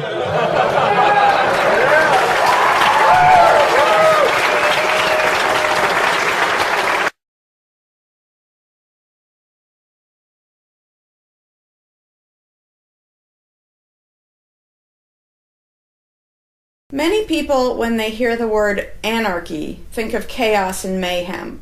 So they assume that an anarchist must be in favor of disorder and violence. That is the complete opposite of the truth. Most objections and complaints about the anarchist or voluntarist philosophy are not actually about the philosophy itself, but result from people misunderstanding what the philosophy is all about. To illustrate a few points, we will use the example of two fictional islands. Authoritania, where there is a ruling class or government, and Anarchia, where there is no ruling class of any kind. We will use these islands to examine several common misconceptions about anarchism. Lots of people think anarchy means every man for himself, or survival of the fittest, or the absence of any social cooperation or organization. They think that anarchy means everyone has to be self-sufficient. This comes from the false assumption that some kind of government is necessary for any organization to occur. Whether it's part of a republic, a democracy, a kingdom, or a dictatorship, a ruling class issues orders called laws and punishes anyone who disobeys them. That is not cooperation. That's domination. It's one group forcing its will on another. Authoritarianism can be used to force people into organized patterns, but that does not mean that people are incapable of organizing their activities without being forced. The most productive and useful examples of organization that we see today are anarchistic in nature. No one was forced to build the grocery store you go to. No one was forced to produce or sell anything in it. Everyone involved in the vastly complex operation of growing your food, transporting it, displaying it in the store, and selling it to you, everyone involved participates voluntarily, working in exchange for money. You and all the other store customers choose freely which store to go to and what to spend your money on. This purely voluntary arrangement allows for an amazingly complex degree of organized cooperation without anyone being coerced to participate. In contrast, under government, a very small group of people comes up with an idea and forces everyone else to participate in it and provide for its funding with tax dollars. In the authoritarian version of a supermarket, the ruling class would tell people what to produce and how much, what prices to charge, and they would tell customers what they must buy and what they must pay. Anyone who did not comply with the centralized master plan would be punished in some way. That is how government does things. Which one of these would you prefer? Another common but incorrect assumption is that if there were no ruling class or no government, people would have no way of defending themselves against common criminals or foreign invaders. Again, this is simply not true. The government version of protection is inherently hypocritical. Governments will use their hired law enforcers to find and lock up some of the private thugs and thieves and prevent them from preying on people. But every ruling class gets the money for its operations by way of taxation, demanding money from its subjects and punishing those who don't pay up. Oddly, every ruling class insists that it needs to be able to forcibly control and extort money from people in this way in order to protect them from private criminals who might try to forcibly control and extort them. In contrast, if there is no government, people do not lose their inherent right to defend themselves from violence, or to defend what they have from those who would take it. Every person has this right, and they also have the right to organize and cooperate with each other to exercise that right. Organizing for mutual defense does not require any government-granted laws or authority. No one wants to be attacked or defrauded, and everyone wants to feel safe. Whether each person takes this on himself or herself individually, or whether they hire and organize others to do it on their behalf, it can be done on a voluntary basis. Those who insist that government is necessary often claim that if there wasn't a government, then smaller private gangs would spring up to enslave and rob people. Organized crime gangs exist along with government, and most people do not understand the dynamics between them and how government enriches and empowers organized crime while appearing to fight it. Black markets enrich organized crime, and money allows them to buy government protection. There's no reason to think they would do as well in an environment of freedom where they would have fewer ways to make money and would be up against both individual and organized armed citizens. A criminal gang that's recognized as such has far less power than a gang whose aggression is perceived to be legitimate and proper. And that's the gang we call government. When thuggery is called law enforcement, and thievery is called taxation, and self-defense is called crime and terrorism, then even the widespread ownership of firearms can't do much to stop the aggression. Imagine a private gang trying to do the things that government does without the aura of authority, and imagine how a well-armed population would respond to this. The gang would fail quickly and dramatically. Another concern that people have when they first consider the idea of a stateless society is that some people are truly malicious, destructive, and sociopathic. The concern is that these people would be free to do anything they wanted and no one would stop them. But this concern is again based on a basic misunderstanding of human nature. Wherever we have a government ruling class, we still have freelance thieves and thugs who are not deterred by the laws of the politicians.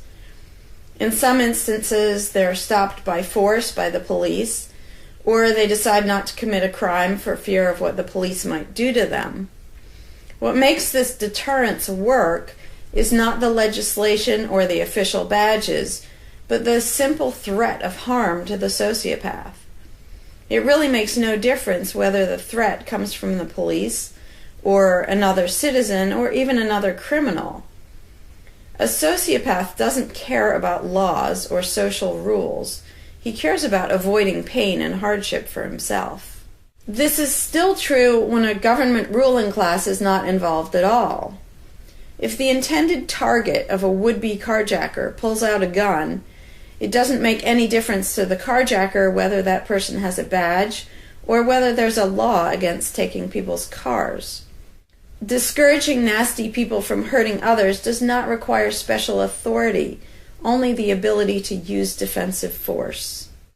Ironically, though people hope that government will protect them, having a government, a gang which is believed to have the right to tax and control people, just creates one gang so big and powerful that normal people can't resist it.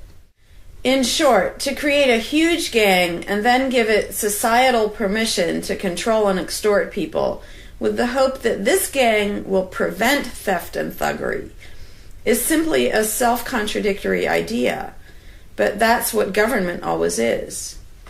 Some people might assume that if people organize for mutual protection and defense, then that's what government is. But there's an essential difference. People coming together to do something that everyone has the right to do, such as defend yourself, doesn't require any special authority. It's not government unless one group of people claims the right to do things which others do not have the right to do, such as taxing and controlling innocent people. Organized defense can be very effective without supposing the special right to rule over others. In other words, without being government. In contrast, governments rob the people they rule of far more wealth than private crooks could ever manage, making the idea of a protector government ridiculous. Another common objection to the idea of a stateless society is the notion that, if not for a group of lawmakers telling the rest of us how to behave, we would all behave like stupid, irresponsible, violent animals. This claim implies one of two things. Either we normal people have no idea what is right and wrong unless and until politicians tell us, or the only reason we want to do the right thing and coexist peacefully is because politicians told us to. A quick examination of your own motivations will show you that neither of those things is actually true. It's particularly odd to make this argument in a society where politicians are voted into power.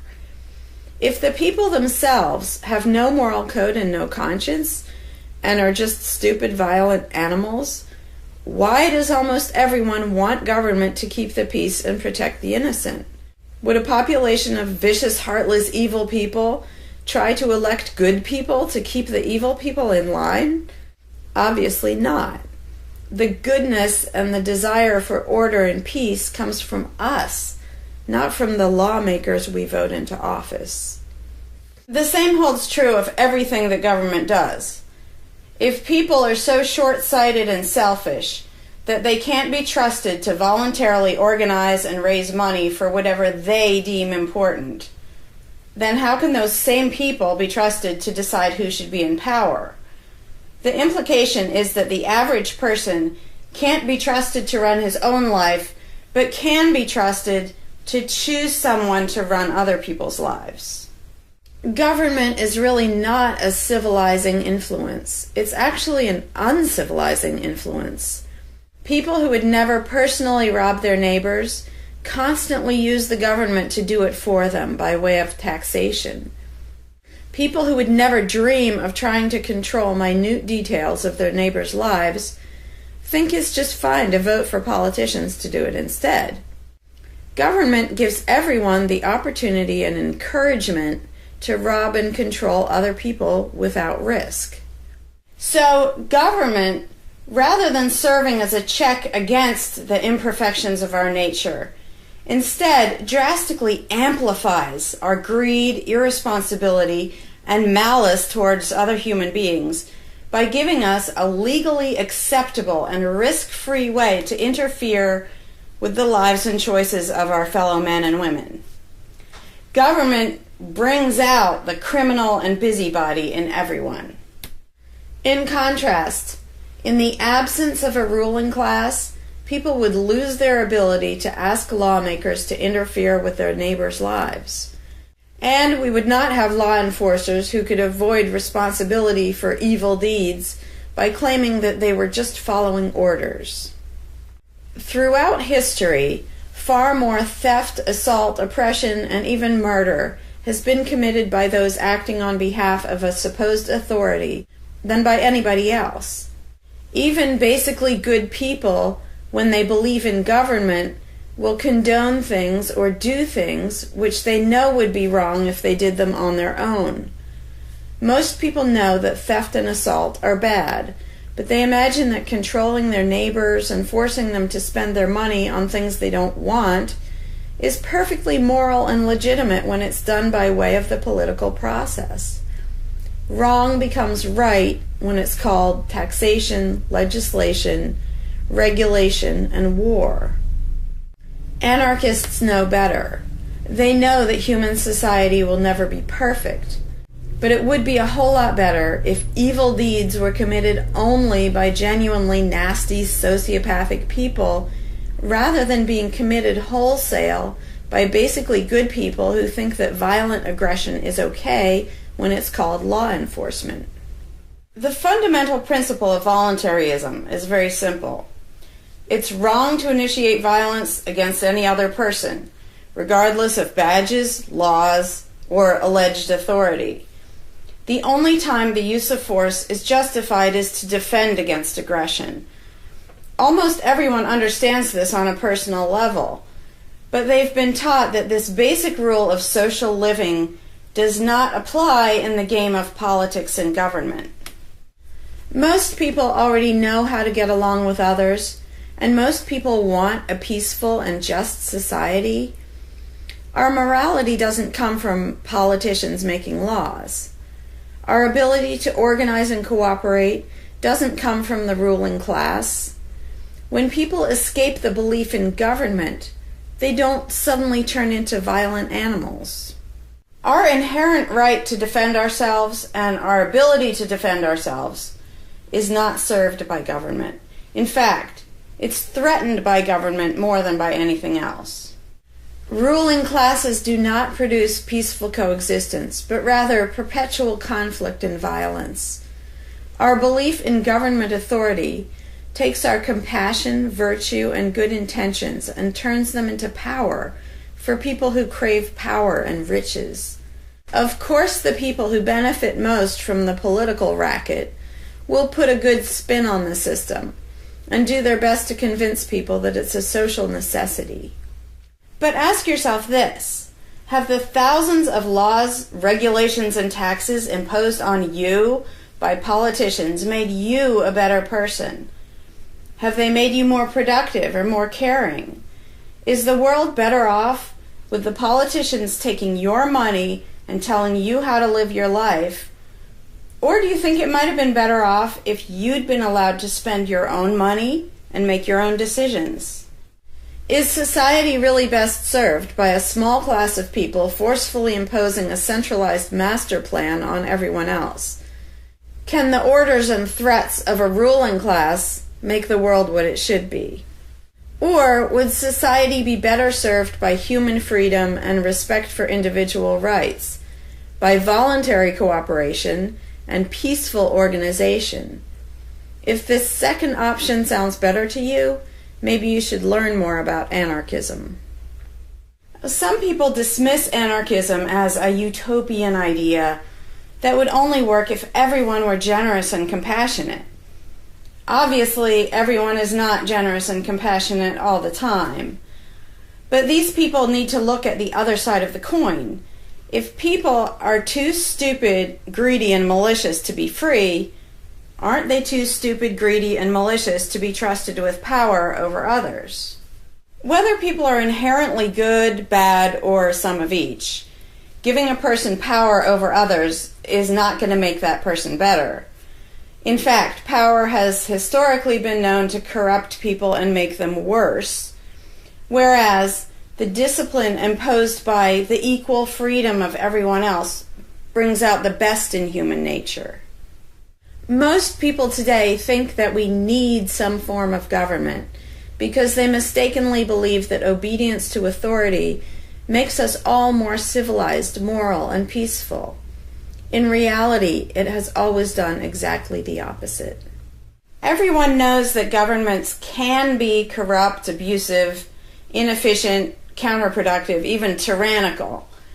But most people assume that the way to fix that is to get the right people into power. People have spent centuries trying to create a good society using different kinds of ruling classes, different legal structures, different ways of choosing the rulers, and so on. But every governmental construction has resulted in freedom and riches for some, and oppression, violence, and poverty for others. What if, instead of deciding what the throne should look like and who should sit on it, all people of goodwill embraced the non-aggression principle? What if, instead of looking to a ruling class to impose our values on society, we embrace the concept of self-ownership? These principles are simple and easy, to the point of being self-evident, but they're diametrically opposed to the authoritarian principles that most of us have been indoctrinated with. Anarchism does not mean chaos and violence, or every man for himself. Having no government does not mean having no morality, no organization, and no cooperation. Simply put, anarchism does mean that no one is your master and no one is your slave. And that's all it means. Howdy, Larkin Rose here. I'm feeling slightly less than entirely patient and polite today, so if this video gets slightly caustic, too bad. This video is for all the people who are constantly saying, well, if not for government, we couldn't have roads, or we couldn't have police, or nobody would care for the poor, or we wouldn't be protected, whether it's from local thugs or from foreign invaders. We wouldn't have this, we wouldn't have that. So thank goodness we have government and taxes, because we wouldn't have any of those things. And the first way I'd respond to that is by pointing out the assumptions that underlie that complaint, that argument. Basically what people are saying, because let's be clear about what the terms mean, government is the people who boss everybody else around. And taxes are those people demanding money from us. So they basically tell us, hand over a whole bunch of money and we'll decide how to take care of you. We'll decide how to spend your money. If we don't like it, too bad, we don't really have a choice. Like, well, you can vote in a few years and maybe something will change, even though it totally won't. So that's what people are saying. Basically, if we didn't have a ruling class stealing our money and then supposedly spending it to protect us, how could we possibly have roads or anybody to protect us? The implication is that in this country, for example, 300 million people would just sit around thinking, oh, we can't do it. Without politicians and tax collectors, we can't have a road, we can't protect each other, and we can't... And it rests on this bizarre assumption that things that almost everybody wants, they wouldn't do anything to make happen unless there were politicians forcing us to give them money so they can make it happen. And so an example I like to use is, let's apply the same argument to food, because food is pretty darn important. I think everybody can agree. Let's apply the same argument that statists use about the roads or caring for the poor or protection or anything like that. The argument would go like this. Now, in the context of food, listen how idiotic this is. If we don't have government demanding money from all of us under the threat of caging us, and that's what taxation is, here's the money you have to give us, here's the nasty things we do to you if you don't.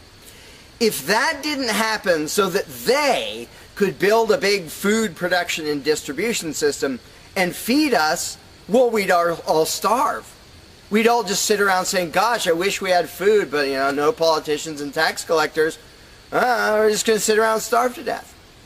Now, in this country, nobody would believe something that stupid, because all you have to do is go to a supermarket and see a perfect example of really efficient, organized cooperation that nobody is forced to do. There is no, you know, if you're going to make the argument that people make about roads and protection and all that, you'd say, well, nobody is forced to make any food for anybody in this country.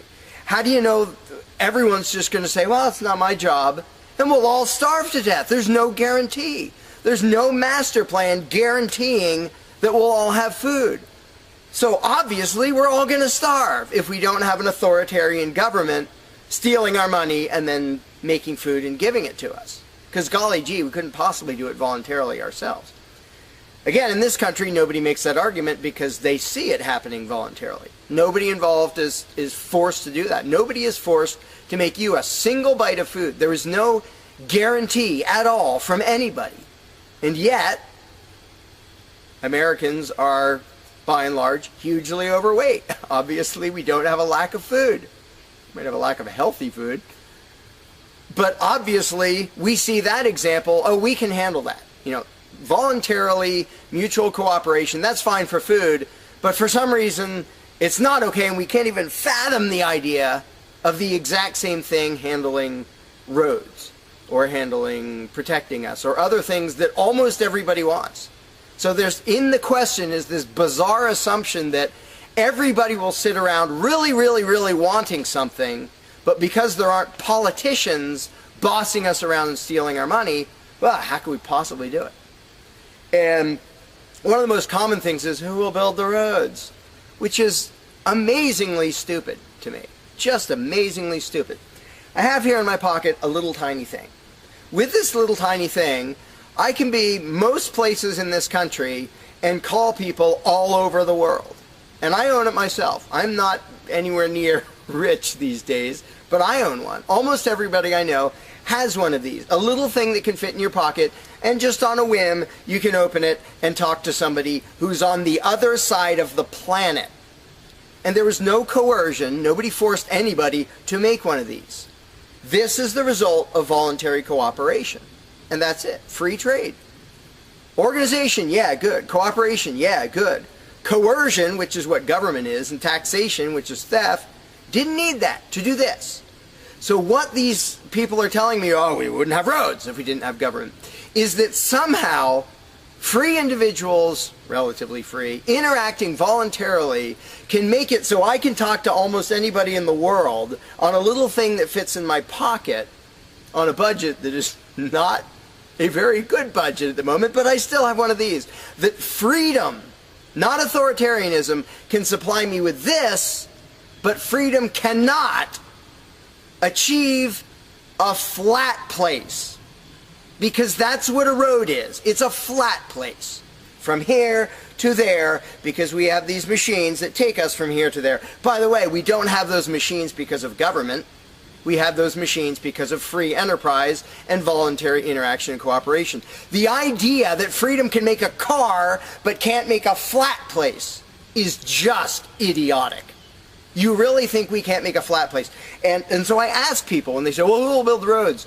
Are you really telling me that you really and truly think that if government fell off the face of the earth, 300 million people in this country, 7 billion if you want to include the whole planet, would sit around in their houses thinking, golly, I wish I could go visit Fred, but I can't, because there's not a flat thing for me to him, and I don't know how to do it. And the other 300 million or 7 billion people, we can't possibly do it because there aren't any politicians and tax collectors. If they were here, we could do it. If they were here to boss us around and steal our money and really inefficiently build a flat place, then we'd be set. Then I'd be comfortable and I could be confident that I could get places. I could visit Fred, I could go shopping, but now we're all going to sit in our houses wishing we could go to the corner store, but we can't because, golly, how could we possibly make a flat place from here to there? We can make these, where you can talk to anybody in the world. We can make machines that you drive around in, but no, we couldn't possibly make a flat place. And when people say, well, who will build the roads? The first answer is the same damn people who do it now. Politicians and tax collectors don't build the friggin' roads. Have you ever seen one out there? No, you haven't. They steal our money, waste most of it, do all their corrupt games, and then they pay other people. Here's an idea. How about if we pay those other people who actually build the stinking road? And the fact that that doesn't occur to people is a great indication of how well indoctrinated people are by the rulers who will perpetually tell us, you can't organize anything, you can't achieve anything, you can't do anything unless we are here to force it on you. And it's, again, there are a zillion examples, whether it's caring for the poor or protection or roads, obviously, where most of the population will say, I'm really concerned that poor people won't be taken care of, which means most of the population wants people in need to be taken care of. And if we didn't have politicians stealing our money, how would it happen? Here's an idea. Take some money out of your pocket and give it to one of the people that you think needs help. Why would you not comprehend that, but you would comprehend some guy 1,000 miles away passing a law to send an armed thug to take your money, to waste 90% of it, and then give a little bit to somebody who may just be defrauding the system or may actually need it? And the amount of indoctrination required to make people even ask these questions of how could we possibly do this without government? What do you think government adds to the equation? It doesn't add any resources. It doesn't create anything. Everything it gives away, it steals from us first, by way of taxation. It doesn't add any skills. It doesn't add any knowledge. The people who are here would still be here if the institution of government fell over. We have all the know-how, we have all the resources, all the technology. The only thing it adds is one group that's imagined to have the right to violently assault and control and extort everybody else. So what the question really means is, how could we have a road, or how could I help that poor, or how could that poor person be helped, or how would anybody protect us if there wasn't a gang of thugs with permission to violently control and rob us? And when you recognize that that is literally what the question means, you already see how utterly idiotic it is. And it's completely the result of authoritarian statist indoctrination. Nobody would come up with that on their own.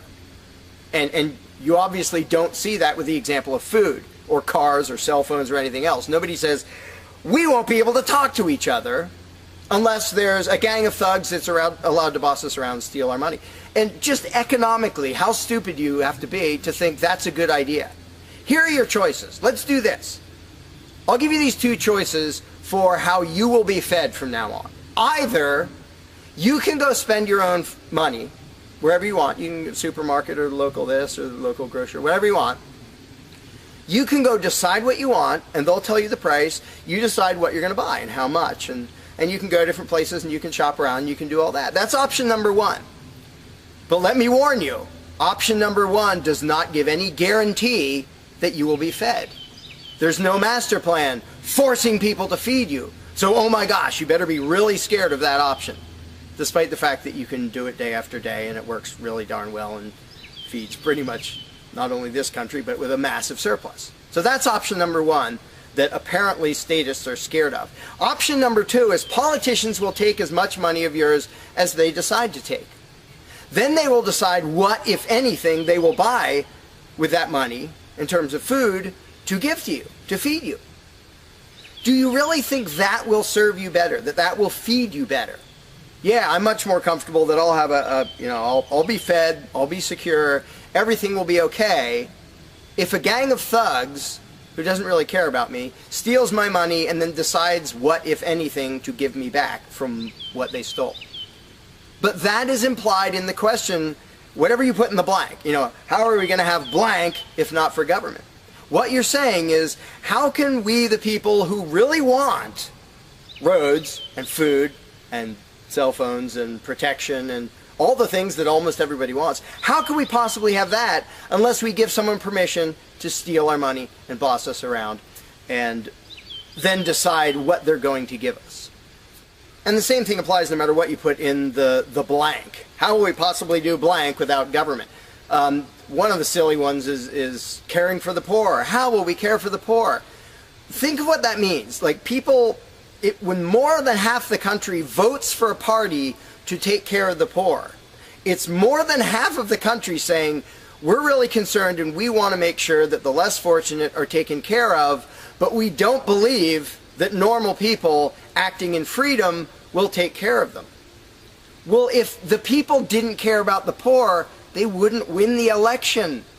By definition, if you vote for a welfare state, you're an idiot. Because either people are heartless bastards and you're going to lose, or people are compassionate and giving and you don't need to win. Just give them your stinking money.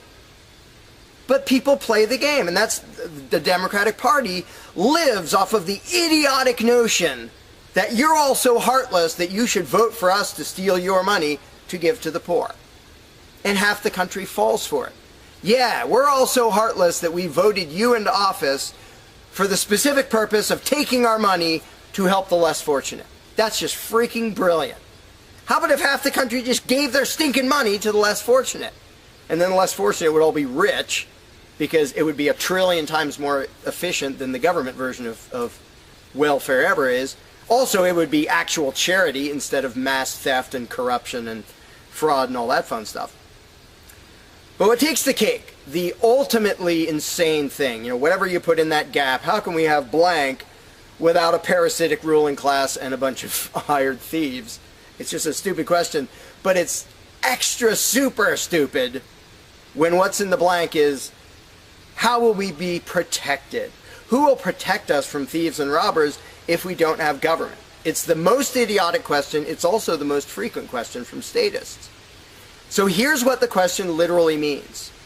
If we don't give a certain gang of people permission to violently control us and take our money under threat of putting us in a cage, who will protect us from people who might commit aggression against us and take our money?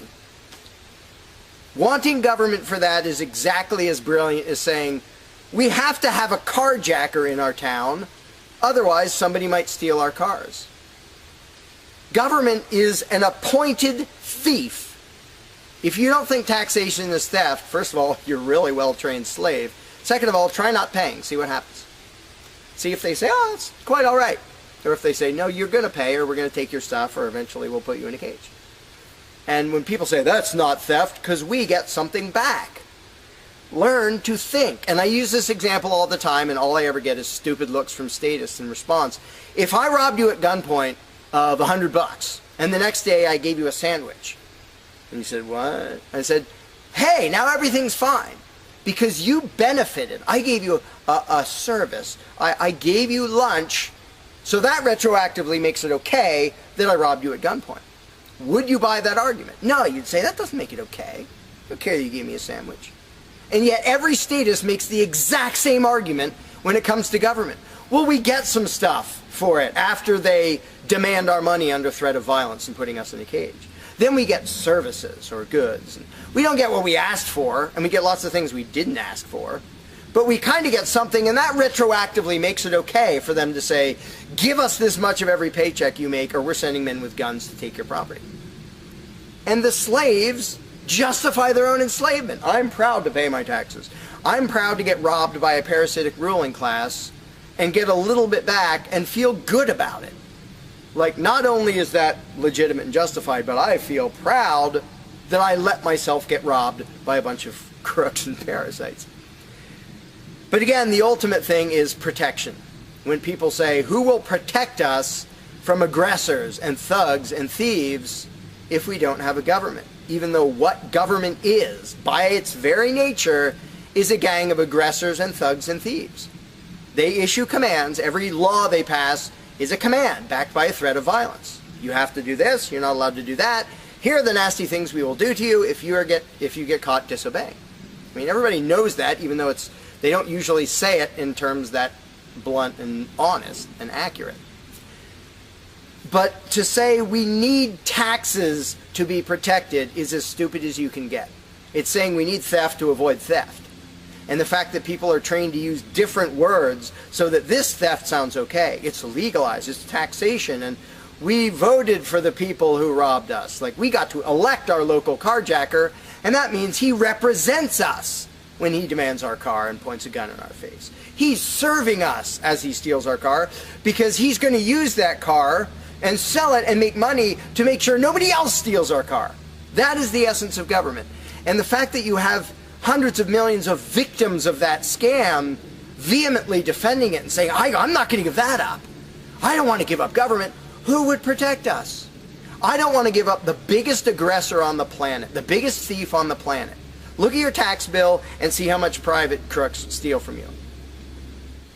So before you ask that question, before you ask, how could we possibly have roads or protection or water or air or Christmas or Santa Claus or any of the zillion things that statists imagine we can't possibly have without a ruling class, think about what the question actually means. Because when you get to the point where you understand the implications of your own question, asking how can we possibly have this without a parasitic gang of thugs robbing us, when you actually understand what you're really asking, you won't ask the question because you will realize it's completely freaking idiotic.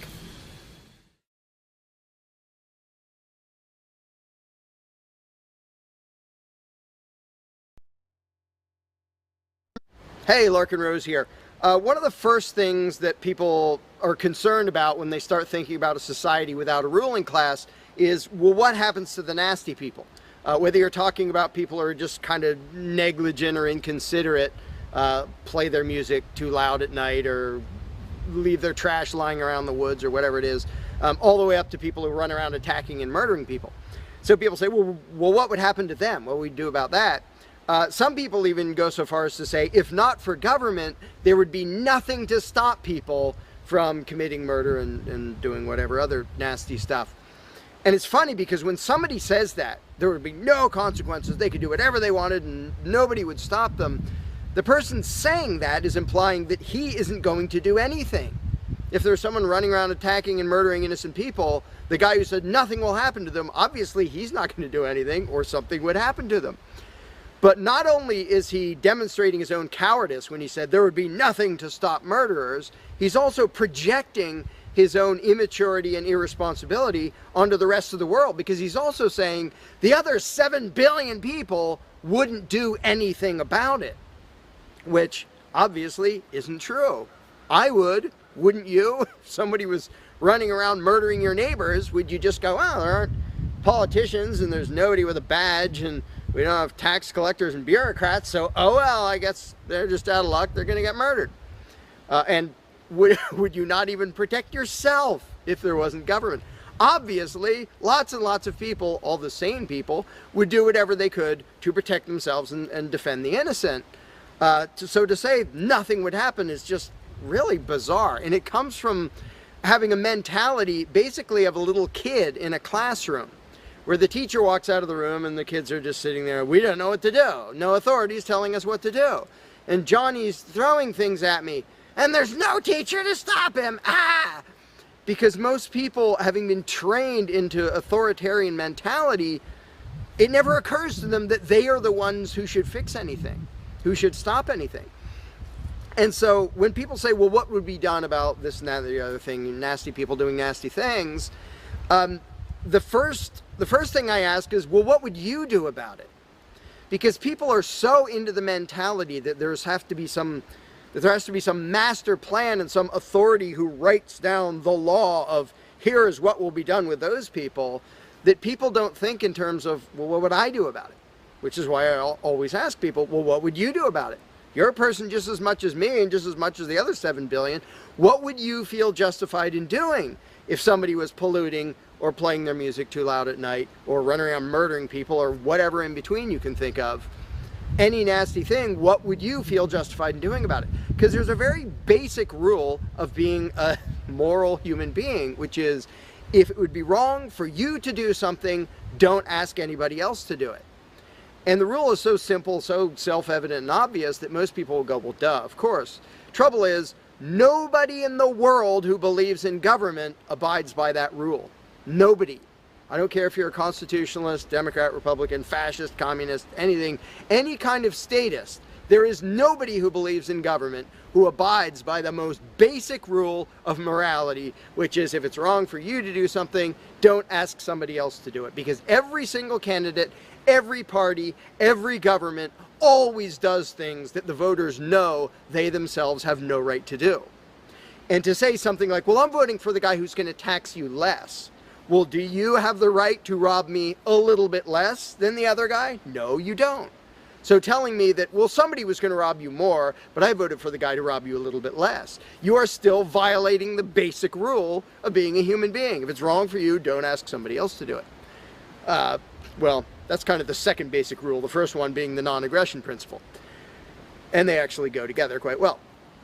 But when people are in the mindset that there's going to be some major centralized plan to deal with whatever, polluters or people who play their music too loud or murderers or whatever else, they have to get out of that mindset. They have to start to think that maybe they are among the people who have to do something about it. So instead of saying, what will be done about such and such, well, what will you do about it? What should I do about it? And this doesn't magically make all the problems go away, but the actual practical challenge of dealing with most disputes is trivial compared to the challenge of getting people to think like responsible adults, where they start to think, well, maybe it's up to me. And a while back I did little events called Escaping the Myth, and one of the little mental exercises I did with these little groups of people is, imagine we're on an island and we're it. There's no government, there's no authority, there's nobody with a badge, and one of us is running around stealing stuff from other people. He's not killing anybody, but he's stealing stuff. What are we going to do about it? We normal people. There's not a legislature, there's not 911 to call, there's nobody with a badge, it's just people. And so with that specific example, I would ask people, so what do we do? And just off the top of their heads, everybody comes up with solutions that are way better than what government ever does. First of all, every government solution is, all right, step one, I get to rob everybody. That's the government solution. Well, we're going to tax everybody so we have the resources to stop that other robber. Well, in the island scenario, nobody is stupid enough or insane enough to start with that, to say, well, let's see, so somebody's stealing our stuff. Okay, first, I get to rob all of you so that I have the resources to protect you from him.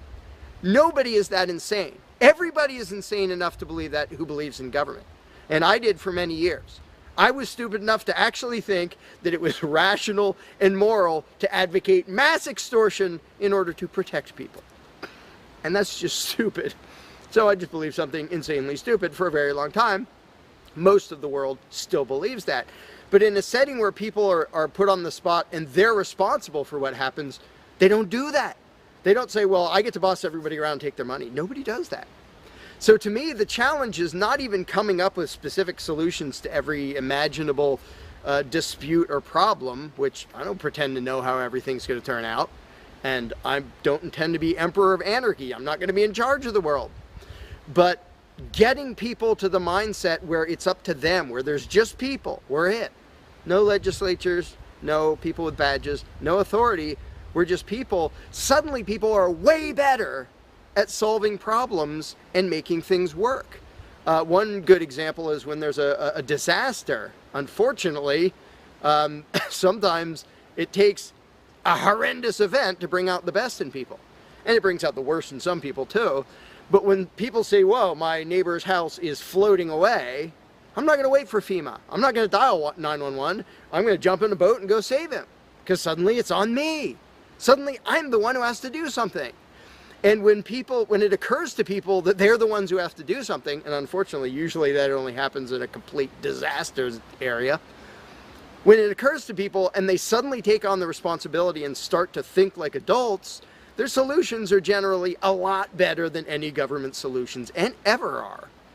But to get to that mentality, people have to shift from the authoritarian mindset to the mindset of a self-owning individual who realizes there is nothing above me. There is no magic unicorn who's going to come to save the day, who's going to come save me from polluters or somebody playing their music too loud or murderers or whatever it is. It's just us. And if we realize that, then first of all, people would stop asking me, well, without a government, how would this be handled? As if I'm going to be in charge. I don't freaking know. What would you do about it? I can tell you what I would do about it. I could tell you what I might suggest, what I might predict, but who cares? I'm one of 7 billion people. I'm not going to be in charge any more than you are. So it's really a mental exercise that people have to think over in their own heads with their own moral codes instead of waiting for some outside answer. And it's why I don't usually get into those discussions of, well, here's my plan for how to deal with this and that and the other thing, because my plan doesn't matter. My plan will not be the best plan for any problem you can come up with. There will be a million people with better plans than whatever I could come up with. So don't ask me to describe how you are going to fix problems. I don't freaking know. And you can see the mind shift in people when they grasp that they own themselves and they suddenly realize, oh, okay, well, yeah, there are things we can do to settle disputes, to protect ourselves from attackers, to do this or that or the other thing. But the first step is just grow up. Stop thinking it's somebody else's business to make the world work. Well, how will the poor be cared for? I don't know. What are you going to do? Well, how will we be protected from this? I don't know. What are you going to do about it? And it is inconvenient. It's inconvenient to be a free person where you can't just be a kid in a classroom whining to the teacher to save the day and fix everything and make everything work, where you actually have to be a responsible adult. And that's one of the main reasons why people like the belief in authority, because then they can live with the lie that all they have to do is obey and do as they're told and everything will be okay. First of all, no, it won't be okay. Second of all, you're not even being a human being. You just threw your free will out the window and became somebody's slave in the hopes that that would help humanity. It doesn't help humanity for you to be a slave. It doesn't help humanity for everybody else to be a slave. It does help humanity for you to start thinking as an adult, responsible human being who owns himself and who accepts that it is your responsibility to figure out how to make the world work.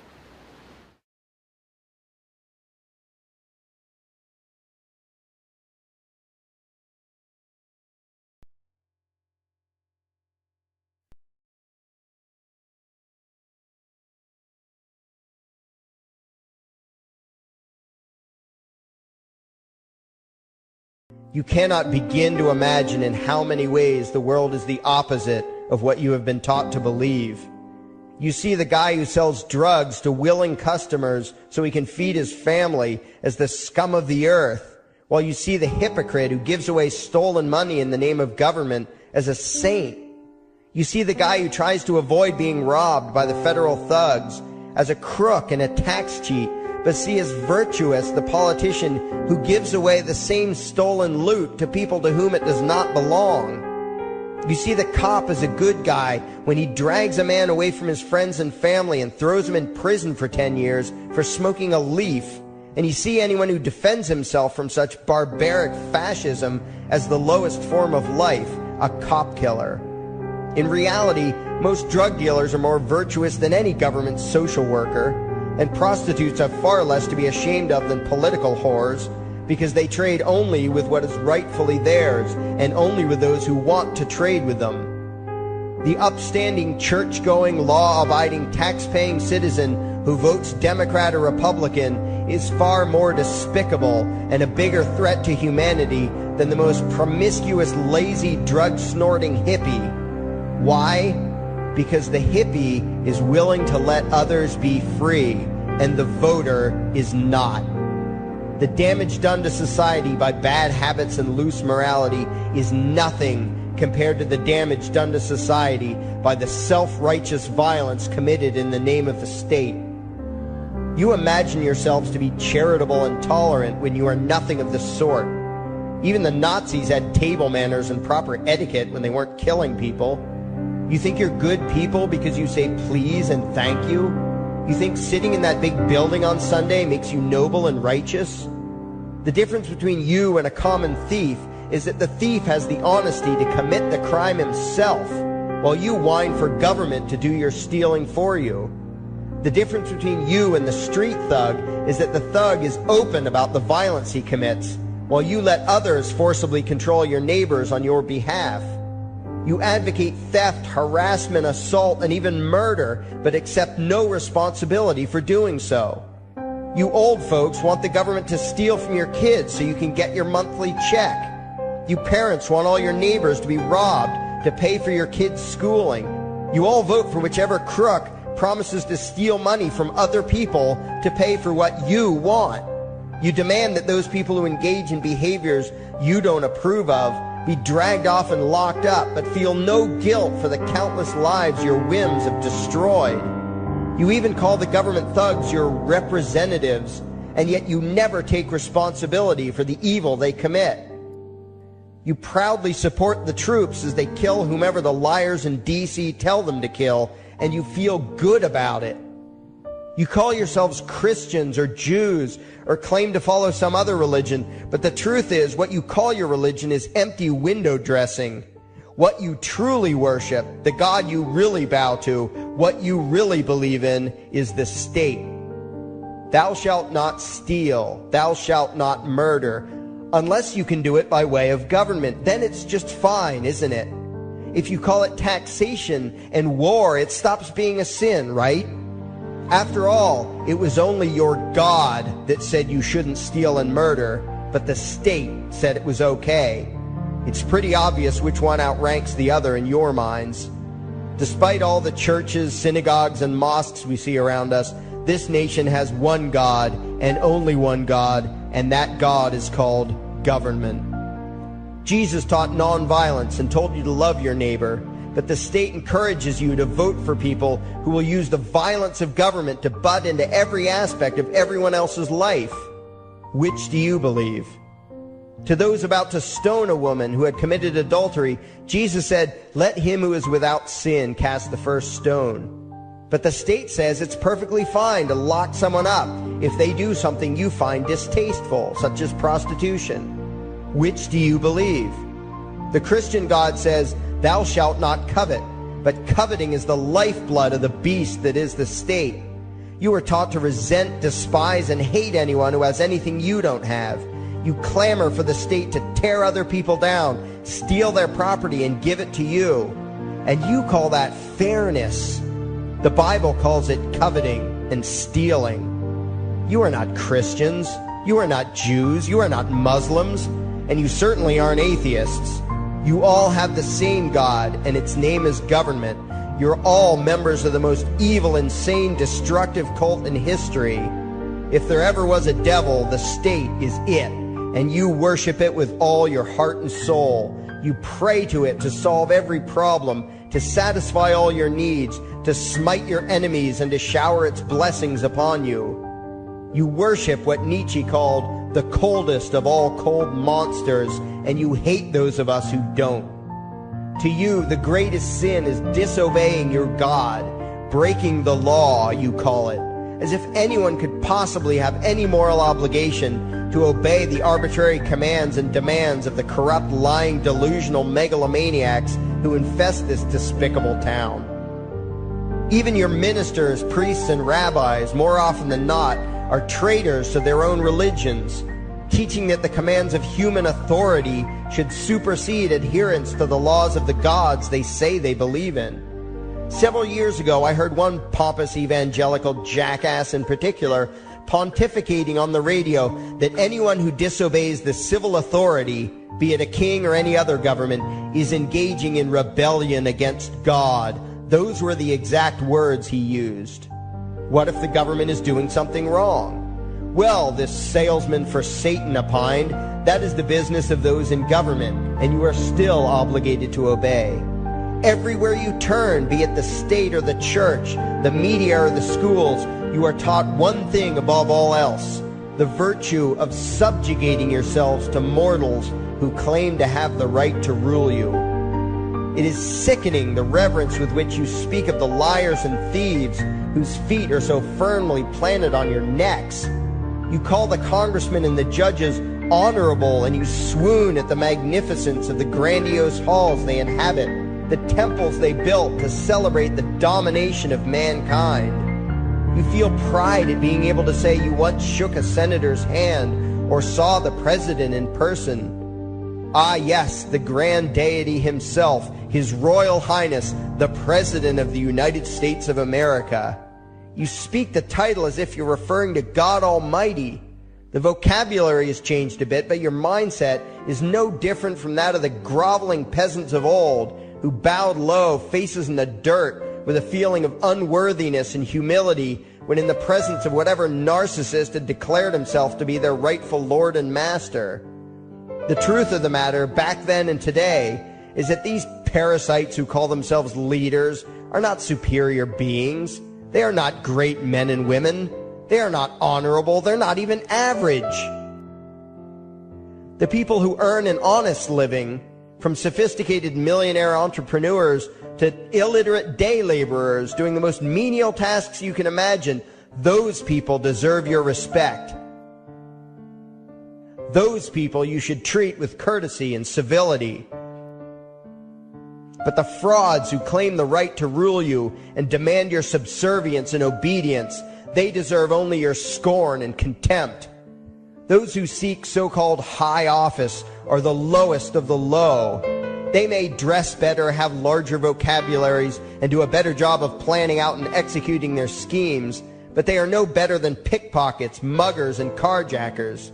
In fact, they are worse, because they don't want to rob you of just your possessions. They want to rob you of your very humanity, deprive you of your free will, by slowly leeching away your ability to think, to judge, to act, reducing you to slaves in both body and mind. And still you persist in calling them leaders. Leaders? Where is it that you think you're going exactly that would require you to have a leader? If you just live your own life and mind your own damn business, exercising your own talents, pursuing your own dreams, striving to be what you believe you should be, what possible use would you have for a leader? Do you ever actually think about the words that you hear, the words that you repeat? You parrot oxymoronic terms such as the leader of the free world, even pretending for a moment that there is some huge journey or some giant battle that everyone in the entire nation is undertaking together that would require a leader. Why would you ever think, even for a moment, that the crooks that infest this town are the sort of people you should listen to or emulate or follow anywhere? Somewhere inside your mostly dormant brains, you know full well that politicians are all corrupt liars and thieves, opportunistic con men, exploiters, and fearmongers. You know all this, and yet you still speak as if you are the ones who are the stupid, vicious animals, while the politicians are the great, wise role models, teachers, and leaders without whom civilization could not exist. You think these crooks are the ones who make civilization possible? What belief could be more absurd? Yet when they do their pseudo-religious rituals, deciding how to control you this week, you still call it law, and continue to treat their arbitrary demands as if they were moral decrees from the gods that no decent person would ever consider disobeying. You have become so thoroughly indoctrinated into the cult of state worship that you are truly shocked when the occasional sane person states the bleeding obvious. The mere fact that the political crooks wrote something down and declared their threats to be law does not mean that any human being anywhere has the slightest moral obligation to obey. Every moment of every day, in every location and every situation, you have a moral obligation to do what you deem to be right, not what some delusional bloated windbag says is legal. And that requires you to first determine right and wrong for yourself, a responsibility you spend much time and effort trying to dodge. You proclaim how proud you are to be law-abiding citizens and express your utter contempt for anyone who considers himself above your so-called laws.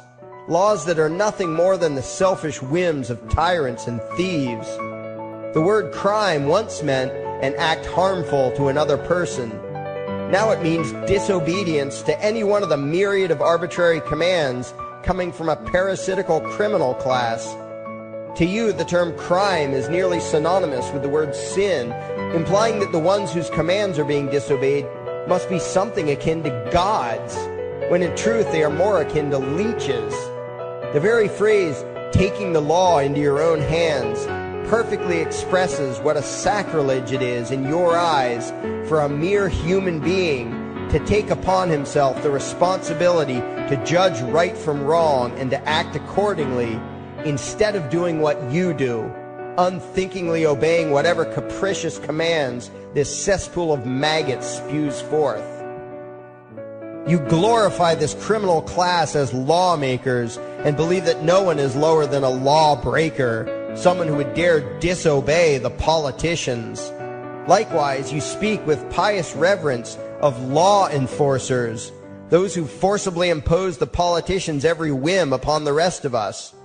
When the state uses violence, you imagine it to be inherently righteous and just, and if anyone resists, they are, in your eyes, contemptible lowlifes, lawless terrorist criminals. Like the lawless terrorist criminals who helped slaves escape the plantations. Like the lawless terrorist criminals who helped Jews escape the killing machine of the Third Reich. Like the lawless terrorist criminals who were crushed to death under the tanks of the Red Chinese government in Tiananmen Square. Like all the lawless terrorist criminals in history who had the courage to disobey the never-ending stream of tyrants and oppressors who have called their violence authority and law. And that includes the lawless terrorist criminals who founded this country. Everything you think you know is upside down, backwards, and inside out. But what has to take the cake, the height of your insanity, is the fact that you view as violent terrorists the only people on the planet who oppose the initiation of violence against their fellow men. Anarchists, voluntarists, and libertarians. We use violence only to defend ourselves against someone who initiates violence against us. We use it for nothing else. Meanwhile, your belief system is completely schizophrenic and self-contradictory. On the one hand, you teach the young slaves that violence is never the answer. Yet out of the other side of your mouths, you advocate that everyone and everything, everywhere and at all times be controlled, monitored, taxed, and regulated through the force of government. In short, you are teaching your children that the masters may use violence whenever they please, but the slave should never resist. You indoctrinate your children into a life of unthinking, helpless subservience. You are putting the chains around their little necks and fastening the locks tight. And worst of all, you feel good about it. Out of one side of your mouths, you condemn the evils of fascism and socialism and lament the injustices of the regimes of Hitler, Stalin, and Mao. While out of the other side of your mouths, you preach exactly what they did. The worship of the collective, the subjugation of every individual to that evil insanity that wears the deceptive label, the common good. You babble on and on about diversity and open-mindedness, and then beg your masters to regulate and control every aspect of everyone's lives, creating a giant herd of unthinking conformist drones. You wear different clothes and have different hairstyles, and you think that makes you different. Yet all your minds are enslaved to the same club of masters and controllers. You think what they tell you to think and do what they tell you to do while imagining yourselves to be progressive, thinking, and enlightened. From your position of relative comfort and safety, you now condemn the evils of other lands and other times while turning a blind eye to the injustices happening right in front of you. You tell yourself that had you lived in those other places, in those other times, you would have been among those who stood up against oppression and defended the downtrodden. But that is a lie. You would have been right there with the rest of the flock of well-trained sheep, loudly demanding that the slaves be beaten, that the witches be burned, that the nonconformists and rebels be destroyed. How do I know this? Because that is exactly what you are doing today. Today's injustices and oppressions are fashionable and popular, and those who resist them, you tell yourselves, are just malcontents and freaks, people whose rights don't matter, people who deserve to be crushed under the boot of authority. Isn't that right? You bunch of spineless, unthinking hypocrites, look in the mirror. Take a good look at what you imagine to be righteous and kind. You are the devil's plaything. The crowds of thousands wildly applauding the speeches of Adolf Hitler, that was you. The mob demanding that Jesus Christ be nailed to the cross, that was you. The white invaders who celebrated the wholesale slaughter of those godless redskins, that was you. The throngs filling the Colosseum, applauding as the Christians were fed to the lions, that was you. Throughout history, the perpetual suffering and injustice occurring on an incomprehensible scale, it was all because of people just like you. The well-trained, thoroughly indoctrinated conformists, the people who do as they're told, who proudly bow to their masters, who follow the crowd, believing what everyone else believes and thinking whatever authority tells them to think. That is you. And your ignorance is not because the truth is not available to you. There have been radicals preaching it for thousands of years. No, you are ignorant because you shun the truth with all your heart and soul. You close your eyes and run away when a hint of reality lands in front of you. You condemn as extremists and fringe kooks those who try to show you the chains you wear because you don't want to be free. You don't even want to be human. Responsibility and reality scare the hell out of you, so you cling tightly to your own enslavement and lash out at any who seek to free you from it. When someone opens the door to your cage, you cower back in the corner and yell, "Close it, close it."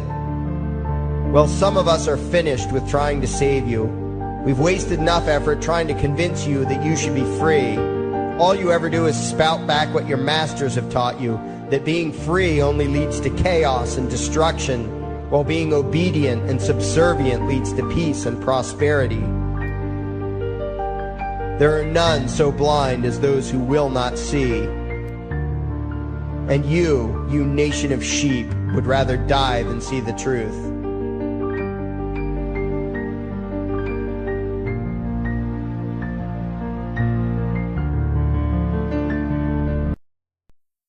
There is something I need you to do. Favorite, like and share this video. Now that you have done that, go to your browser add-ons, download YouTube Video Downloader, come back to this video and save the video to your computer and upload it to your YouTube channel. Use a different title than the one used for this video.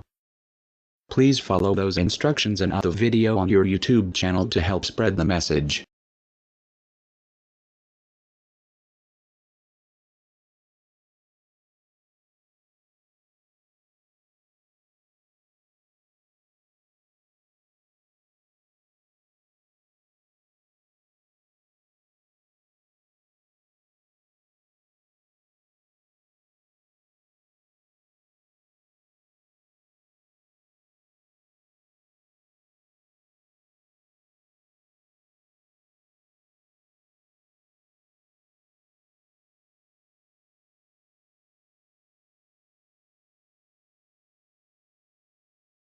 If you did not understand the instructions to download videos from YouTube, look it up on YouTube. There are some YouTube videos explaining on how to do so. It's very easy. If you do not host this video account, you are not doing your part to get the message out there, and you are part of the problem. And thanks for watching. Anonymous now has a new YouTube channel. It is called Anarchy World.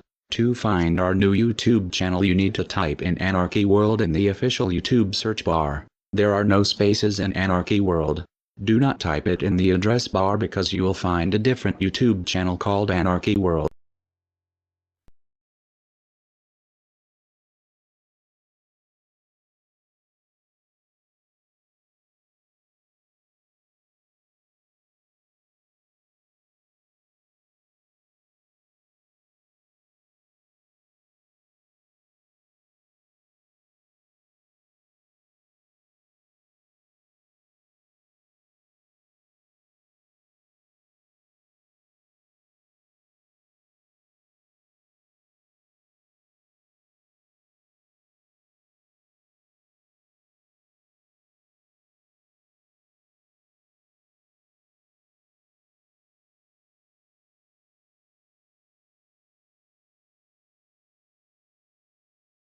So, and here are the people responsible for the current corruption. You should remember the names for when shit hits the fan.